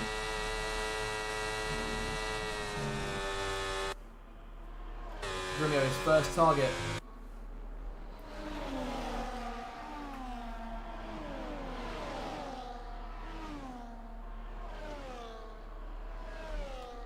Going 3 wide with the Haas cars into Stowe. Close to contact. He keeps it under control. He'll take 1 of them. Can he take 2? Grumio on the outside. Close to contact. Oh, around both cars. Oh, very close to both cars. Lando loses his end plate. He's going to carry on. You see it fly off into the gravel there. All this now. James pulled away. Cox still fighting for 3rd. Have these 2 throwing the race away for the rest of the train. It'll be very tough to close back in. 1.6 seconds to the gap now as Cott fights for a podium place. Against a driver who knows he won't make it onto the podium at this point. Is this race now down to just Che and James? Grumio around the outside again. Lando, going wide there. Curtis into P5. Curtis from back out of nowhere. Imrie enjoying the fight now as well. Have a soft tyre run and still got it in and to go for a charge.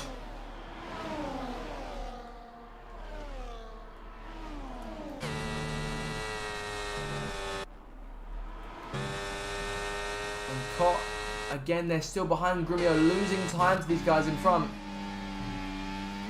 I imagine it could just potentially go just sort of nose to tail for this race win. James goes charging back in front of Che. Reclaim the lead. Can Che nab the win? Or will James add another one to his championship lead? Landlord down to P8 now, that damage. And this is big championship implications for him. He came into the day 34 points behind James. At maximum, he could leave today 59 back, 60 if James can have the fastest lap, which belongs to Cott right now. I imagine he'll get that back. 4 laps to go. Cott needs to close in half a second. Flying Duck, 10 seconds of speed in the pit lane is His first stint finally comes to an end. And they fall out the points here. Lucky Lambert in P10 now with 4 cars behind him, all chasing that last point. PJ, JB, Ethan and Ben, all with penalties though, so imagine Lucky's safe. If he gets one of his own, then it's game on between him, PJ, Ethan and Ben. PJ in particular is right on his tail. We'll keep an eye on those guys. 1.3, 1.4 seconds. Cop back in front of Grumio here, and will now need to try and pull away. It's not over yet. Look how much time he's gaining there. If these two continue to run each other into the red, then we could see Cop come through. But those soft tyres, I imagine, are sort of reaching the limit of what they can do. Imri into P5 now. Out of range to try and beat Grumio though. Che closing back in. And reclaim the lead. But yeah, if these two keep on fighting side by side, then Cop has all the implication he needs to come through and take it from both of them. And try and go from last to first. Oh! You see a big lock up there from the Sauber. And that could cost him. The car starting to slide a bit more now. 3 laps to go. Can he hang on to at least the podium finish? He looks safe for a podium given Grumio's got that penalty. Imri spying a podium if something goes wrong with Cop, but of course got to keep his own soft tyres under control. Curtis behind all these guys. In the unlikely scenario that both Cop and Imri have problems in these last few laps, he could have a podium for Alpine and push himself higher in the championship. But of course all the guys he's chasing are in front of him right now. James takes the lead from Che. Cop 1.1 behind, 1.2 behind. Grumio back in range. These two pushing it to the limit in front, but could it be their downfall if Cop goes back in and give them both something to think about? You see Tufty Kennedy there letting them go on the outside. I should imagine with the safety car this late. I hope the end doesn't call it for that. It shouldn't do because he's still moving. 10-second penalty for a match. I imagine we get removed. That was close. Rejoin there, almost right in front of Landlord. That could have been potentially costly. Caught in DRS range, but didn't get the detection point. Grumio to the outside will take the place. Grumio is there, slides up. Cherry claims the lead. Yellow flag again, and that is Obsessed Gamer and Connie Goblin kind of coming together. Reggie threading the needle through both of them. That was quite cool. I saw that. I have to ask him about that. Should he appear in the post-race interviews in a few minutes' time? 2 laps to go. Che still leads James. Imri now in 4th place. Yellow flag has Curtis off the circuit. Curtis spins the main straight. And the first retiree at the Grand Prix on lap 25. Curtis, who was looking at an outside shot, some good points, out of the race. Alpine's day falls apart. James went back at Che here, but keeping it in line this time. So we start to see tactics come into play where the drivers want to be the last ones going for DRS moves to just try and maintain the lead. You want to be in a position to be the guy making that last move down the Hangar Straight, going for it into Stowe and taking the lead there and leaving no time for the other cars to try and counter. Grumio joining the fight. If he can potentially act as a roadblock to these guys, he could try and potentially still end up influencing who wins this race. Grumio, another penalty there. 3 seconds for him with 13 at the flag. Oh, Cop going off the circuit there. No penalty for him to keep it as it is. May have got a warning, but he's lost time. Grumio to the outside. Che backing him up. Che holds on to the lead around the outside. James maintaining second. Grumio to the outside here, looking to try and take places. If it were me, I wouldn't want to influence this final lap too much. Let these two duke it out. But Che leads now. Less than an hour ago, we didn't even know he was a full-time driver, but he is now. He's gunning for his first full-time win of season 17 as we approach the bell lap. Britain could start with a home winner here. Oh, contact! Grumio at the inside of James there. Lucky there was no end plate loss, but Cop being held up.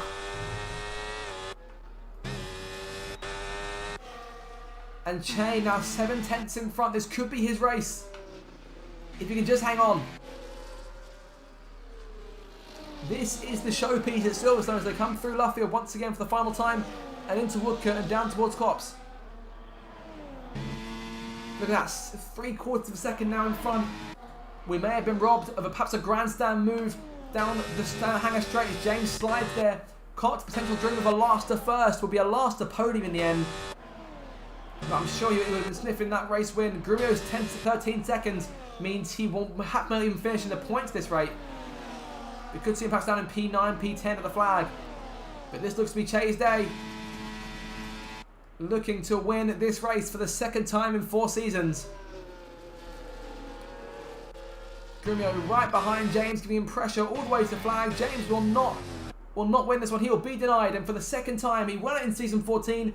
And this time for Red Bull, Che runs to the flag and will win here at Silverstone. James home in second, Cott in third. What happened to Grumio? The Grumio spin? We may have just missed it there. Grumio at the flag, P6. And that could cost him. He may fall out the points completely here, depending on when these guys come to the line. Imrie 4th, Pope 5th in the end, Landlord 6th. Where does Grumio finish? Grumio will take P9 just at the line. Che wins it then, James 2nd, Cott 3rd, Imrie 4th, Pope 5th, Landlord 6th, Websy 7th, Lucky 8th, Grumio 9th, PJ took the last spot on offer, Ethan P11, Ben 12th, JB 13th, Flying Duck will come to the line in 14th position. From there it'll be Red J and Connie Gum who are going at it in this last lap. Red J looks like he'll beat Cottony this time around. Flying Duck nabs the fastest lap point on the last lap. So no points will go the way of any of the guys who sit in the top 10. Connie 15, Red J P16, Obsessed Gamer P17, Daniel Aaron in P18 will be the last car to finish this one. Wow! That was possibly the most exciting race of the season so far. One of the most exciting at least. That was an absolute spectacle to watch. I hope you guys enjoyed it as much as I did. But there is your winner. Che for Red Bull in what is his first race for Red Bull. Gets to 25 points on the board. What a win.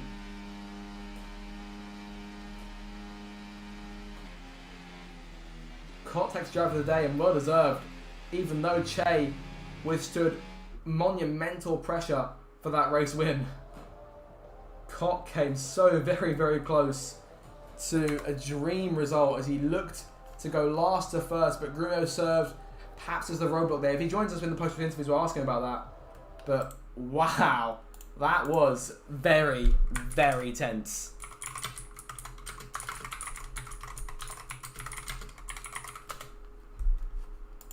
What a race all around.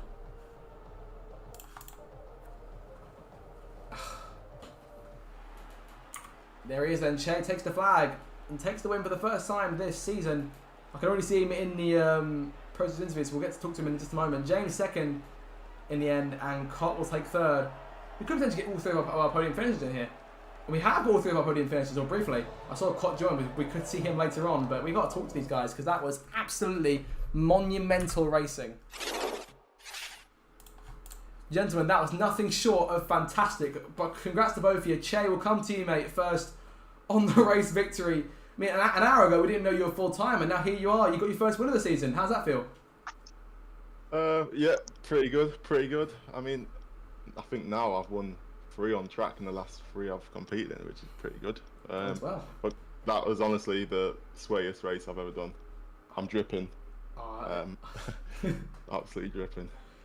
It's absolutely, that was a spectacle to watch from my end, of course. You sat there in the first stint, sort of around 2nd, 3rd, just looking for those little spaces to try and take the lead.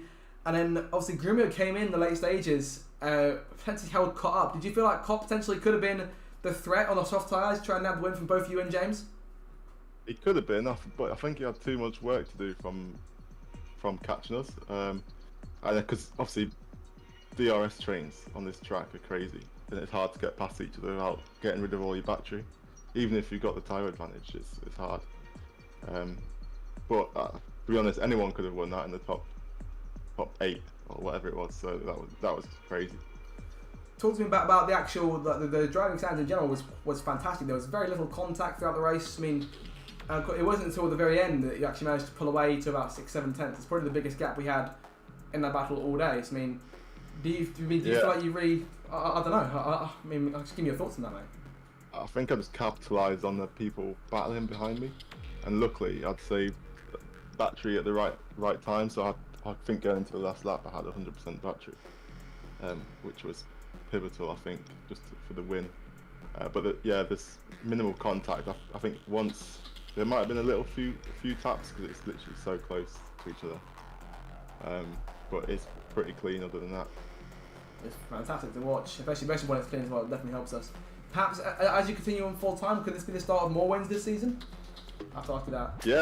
Yeah, I think so. Hopefully, if I can carry on this form, we'll be good. If I can stay out of trouble, don't pick up any penalties, then we'll be good. Try to push it towards that top half, perhaps at the end of the season. Is that the aim? Yeah, that's the aim. Obviously, it's an uphill battle from now, but we'll see.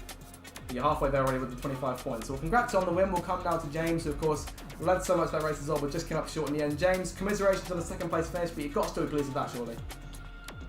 Oh yeah, I'm still very pleased with that. Very close to win, but as he said, okay, just DRS stream, they ever had will win, but I mean also I lost actually.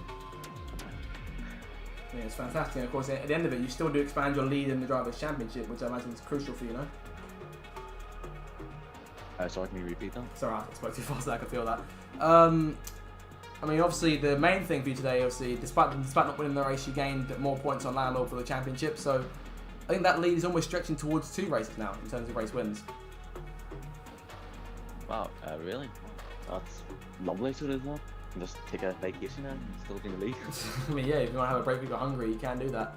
I'll ask you the same questions as you asked. I asked Che. In terms of the obviously the standards today were impeccable. Can I just get your thoughts on the racing in general? Yeah, I mean the race was brilliant. Like, I mean, it was probably like a couple of times there's a 3/10 separating the top 3 drivers. Like, I mean, at times we did bumper cars, but that happens when the racing is just so close. But overall, I mean, the racing was so it was. All good. And in terms of next week in Hungary, I mean, provided that you don't take a break week, even though you can't afford to, are we looking forward to the Hungary ring? What are we saying there? Yeah, I mean, I might actually stop the DRS stream for like being so powerful, with it being a high downforce track. So yeah, I'm looking forward to it very much. Essentially looking at a different kind of circuit there. But well, congratulations, Jen, on second place. We'll move over to the next highest finisher in the voice chat right now, which is Pope, who came. Pope, I didn't quite get a grasp. You came P5 in the end, correct? Oh, I don't know. That's your job to know. Sorry, I forgot. I Terrible commentary. I don't get a results screen in this thing anymore. The game's glitched in F1 23. I don't get a results screen no more. But I know Imri can P4 and you P5. Now, Pope, would you go ahead and reveal to everyone the artist for this week in terms of the commentary lines? Who would you give me? Arctic Monkeys this week. You know, I heard Ritz to Rubble after my race, which kind of is true. But yeah, Arctic Monkeys this week. So make sure you put down all the ones that you heard in the comments below or in the live chat if you're still watching. Cool. I'm good at this. Yeah, I had a bit of fun with it. Probably not as good as Oasis last week, but still. We're keeping on with the actual topic of the actual race itself. Of course, what happened there in the last few laps? Because I just saw I saw it going to the grass. I didn't quite catch what happened. Talk us through it from your perspective. So yeah, it was good. It was good. A couple incidents, like just taps and stuff like that. Nothing major. And then hit some traffic, and then I hit and flying duck. Me and him had a bit of an incident. I'm looking at it now. It's really hard to tell. I was up the inside going into Maggots and Beckett's, and I don't think we were really on the same page, and that ended up both of us completely cutting it. But thankfully, I think I only got a little bit of damage, so nothing too crazy. But other than that, I was kind of losing a bit of traction after that incident. The tyres heated up a bit too much, and yeah, that's pretty much it. Did you still feel like the win was on today? Obviously, the pole position was excellent late on in qualifying. Yeah, did you feel like this was the one perhaps to win on track today? Yeah and no. I think pace-wise, yeah, I think I was really quick. I mean, showed it in qualifying. I can't remember the last time I got pole position in this league. So for me to get that, that's my big takeaway. And like I say every week, I'm still trying to get used to the game. I've not raced for a year. I've been in a commentary booth with you, so yeah, it's quite nice to know that I've still got the raw pace as well. But yeah, I think if it wasn't for that incident with Flying Duck, I think I probably would have been fighting towards the end up front. But you know, you win some, you lose some, you also crash out in some. There is that, and you've done that a fair few times, as we all know. But pushing on to next week in Hungary, what we're looking at there, because you've won Hungary in this league in the past. We're looking at another one, perhaps? I bloody hope so. It's my kind of Belgium and Hungary are the last two of my tracks, and then I go on my break, which is nice. But yeah, no, Hungary and Belgium, really good track record for me. Season 12, won it on the last lap against Grumio. I still fall asleep to that live stream. Oh, wait. And no, in a good way. That it gives me good dreams. And Belgium, I think it was season 14 or 13 on the F1 22 game. Yeah.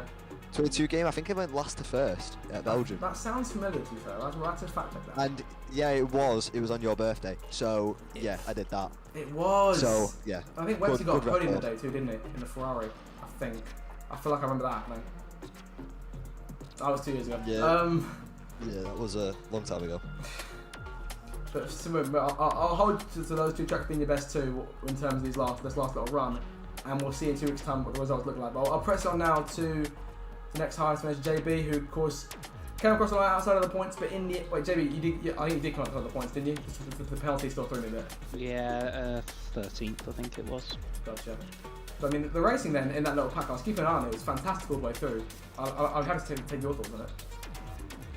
No, it was really good. Me, Lucky, Ethan, PJ, and Ben. Yeah, even though it wasn't, well, it was for a point in the end, and with Curtis DNFing, it was the last 2 points places. But yeah, really good racing, clean throughout. Definitely no issues there. But I pit earlier, a couple laps earlier than the others, and yeah, it worked at the start, and then I got past Ben and Ethan, but then I think they started to drop off in the last couple laps, and I also got 6 seconds. So just didn't work out for me today, but still just enjoyable, you know, to be in a good race. That's good for you in particular, because I remember last week you said to me at Silverstone you didn't really perform well there, but I think you did a good job today. Would you stand by that? I'm happy with how I drove. You know, it was I just didn't have much more, and I did say last week that high-speed tracks aren't my strong suit. And ultimately, I think what won sort of the battle today was that Lucky did the alternate strategy, went to the softs, stayed out and went to the softs, and yeah, he just nipped us. So really good job by him, and I'm glad to see he got some well-earned points this week. Definitely. I mean, in terms of next week's race, Hungary, what are we thinking there? What's the plan? Not my best track, but well, it's varied. Sometimes it's good, sometimes it's not. It's a high downforce, so that suits me, but Hungary, for some reason, I've just never been brilliant around, but we'll give it a go, and I think probably a better chance than this week, so hopefully I'll be back in the points. I'll have to wait and see. We'll find out, but then for now, we'll move on to Obsessed Gamer, who, of course, as I said last week, Obsessed, we're still seeing better and better performance from you. I think in particular in qualifying, it was close to a Q2 advance. What was the thoughts there? So, I was not very happy with my qualifying performance. I didn't get out there right away. And then when I did, I pitted again because I was almost out of fuel, but I forgot to put on fresh tires, so I had to pit again for that. So yeah, I just wasn't very happy with that. I almost made it through, but I don't know, I think I braked a little late on one of the turns and lost a ton of speed, so. Yeah, so me personally, I saw what they're doing out there. I was still quite happy with what I saw there. But you know, so in terms of the race, how were the thoughts there? What went down? I thought it was a pretty fun race. I think I did pretty decently. I know Red J and Cottney and I were fighting for positions for half of it. Yeah. Thought overall it was a pretty decent race. Yeah, I'm not too upset with it. Talk me through the racing with the Ferrari. Say Cottney and Red J, you guys going for position. Was the racing all good back there with you guys? So who was it? I don't think it was Lucky. one of the Alpine drivers, they were kind of just in front of me, and I couldn't get past them for a little while, so I had like a 4.5 second gap to catch up to them, the Ferraris. But I got past the Alpine driver and caught up to them, and then battled Red J for position, and then I eventually passed Cottony. It was kind of ping pong with Cottony, kind of like trading positions. Yeah, I did crash into Cottony on one of the turns. That was my bad. I braked way late and then carried too much speed into it. But no, other than that, I think it was a pretty decent race. Good to hear. Of course, in terms of next week at Hungary, a bit of a different circuit in places there as opposed to Silverstone. Have you tried Hungary at all? Any thoughts there at all? From what I've played, I think it's a very tight circuit. You got to be on the brakes. At least that's what I think. I'm not sure how well I'll do on that. I think I'll just need to practice a ton for that. But I think it's a pretty decent circuit. So I'd say definitely get the practice in. And it's a sort of circuit. Once you find your flow there, you'll be absolutely fine. So we're looking forward to seeing how we get on next time out. Yeah. Yep. Okay, so last thing we'll move on to Red J. Red J, mate, thank you for your patience for waiting through all the interviews there. But I mean, the battle continues between you and Cottony just in terms of on-track supremacy at Ferrari. What's the relationship like there? You guys getting okay? The relationship is it's excellent. It's it's good, competitive fun between us. I think we're very, very evenly matched. It does seem to be kind of like a back and forth. Either I out-qualify him one week or he out-qualifies me the other week. But it was a shame that we couldn't get either one of the cars into Q2. With the Astons, you had one doing well in qualifying and you had the other one doing well in the race. Daniel obviously did well, so I think he qualified 12th or whatever, which was probably quite unexpected. So yeah, really good performance from him, and I don't know what happened at the start, but I think he had to pit at the end of the first lap or something, so he was kind of out of it from then. And then the race kind of became me, Cottony, Candy for a little while as well, and an Obsessed Gamer. It was a really, really good fight, really clean racing. Yeah, I'm not happy with finishing 16th, but the racing itself was... I couldn't have really done anything else, to be honest. I was actually quite happy with the setup, and the car was good in the corners. It just didn't quite have the legs on the straight, whereas Cottony and Obsessed Gamer definitely had setups that meant that their car was a lot quicker down the straights. Obviously on the Hanger straight and the Wellington straight, you can just imagine that they're going off into the distance. And as the race went on, Candy fell back a little bit, but I still thought he did quite a good job. And then, as Obsessed Gamer mentioned, I didn't get a good look at the incident because I'd probably dropped maybe about 6 or 7 seconds back, but at the end of the Wellington straight they had a bit of an incident. I was able to pass them both, but due to another, I think I ended up with a 6-second time penalty, the same with Gamer. It meant that eventually we finished both just behind Cottony. But I think if it hadn't have been for that incident, Obsessed Gamer probably would have beaten both of us. So I think it was a really, really good drive from him, just to show where he's come from over the past few races. And the battle continues between us and Aston Martin. I know there's also Red Bull have kind of had a lot of different drivers over the course of the season, but I think with the Astons, the drivers, I think, have been relatively similar in the lineups now for a good 5 or 6 races, I think. So I think we're kind of judging our performance based against them. It's that fight to get out of Q1 against them, and it's the fight to try and pick up whatever points that we can. So it's an exciting battle. It's good to be involved with a battle further down the field, and hopefully it's one that come the end of the season we can win. Have to wait and see. Plenty of time still to go. And in terms of next week's race in Hungary, of course, like I said to Obsessed, a bit of a different circuit there. What's your take on Hungary? Yeah, completely different circuit. I think it'd be a great track to go to in real life to watch F1. But in terms of driving it, I think it's an awful track. Especially that middle sector is just a horrible experience to drive through. But interestingly enough, though, last season I think Hungary was probably one of my better races. So yeah, it's not really my track, to be honest. But I'll be there for it and hopefully surprise myself and get a good result. We'll see.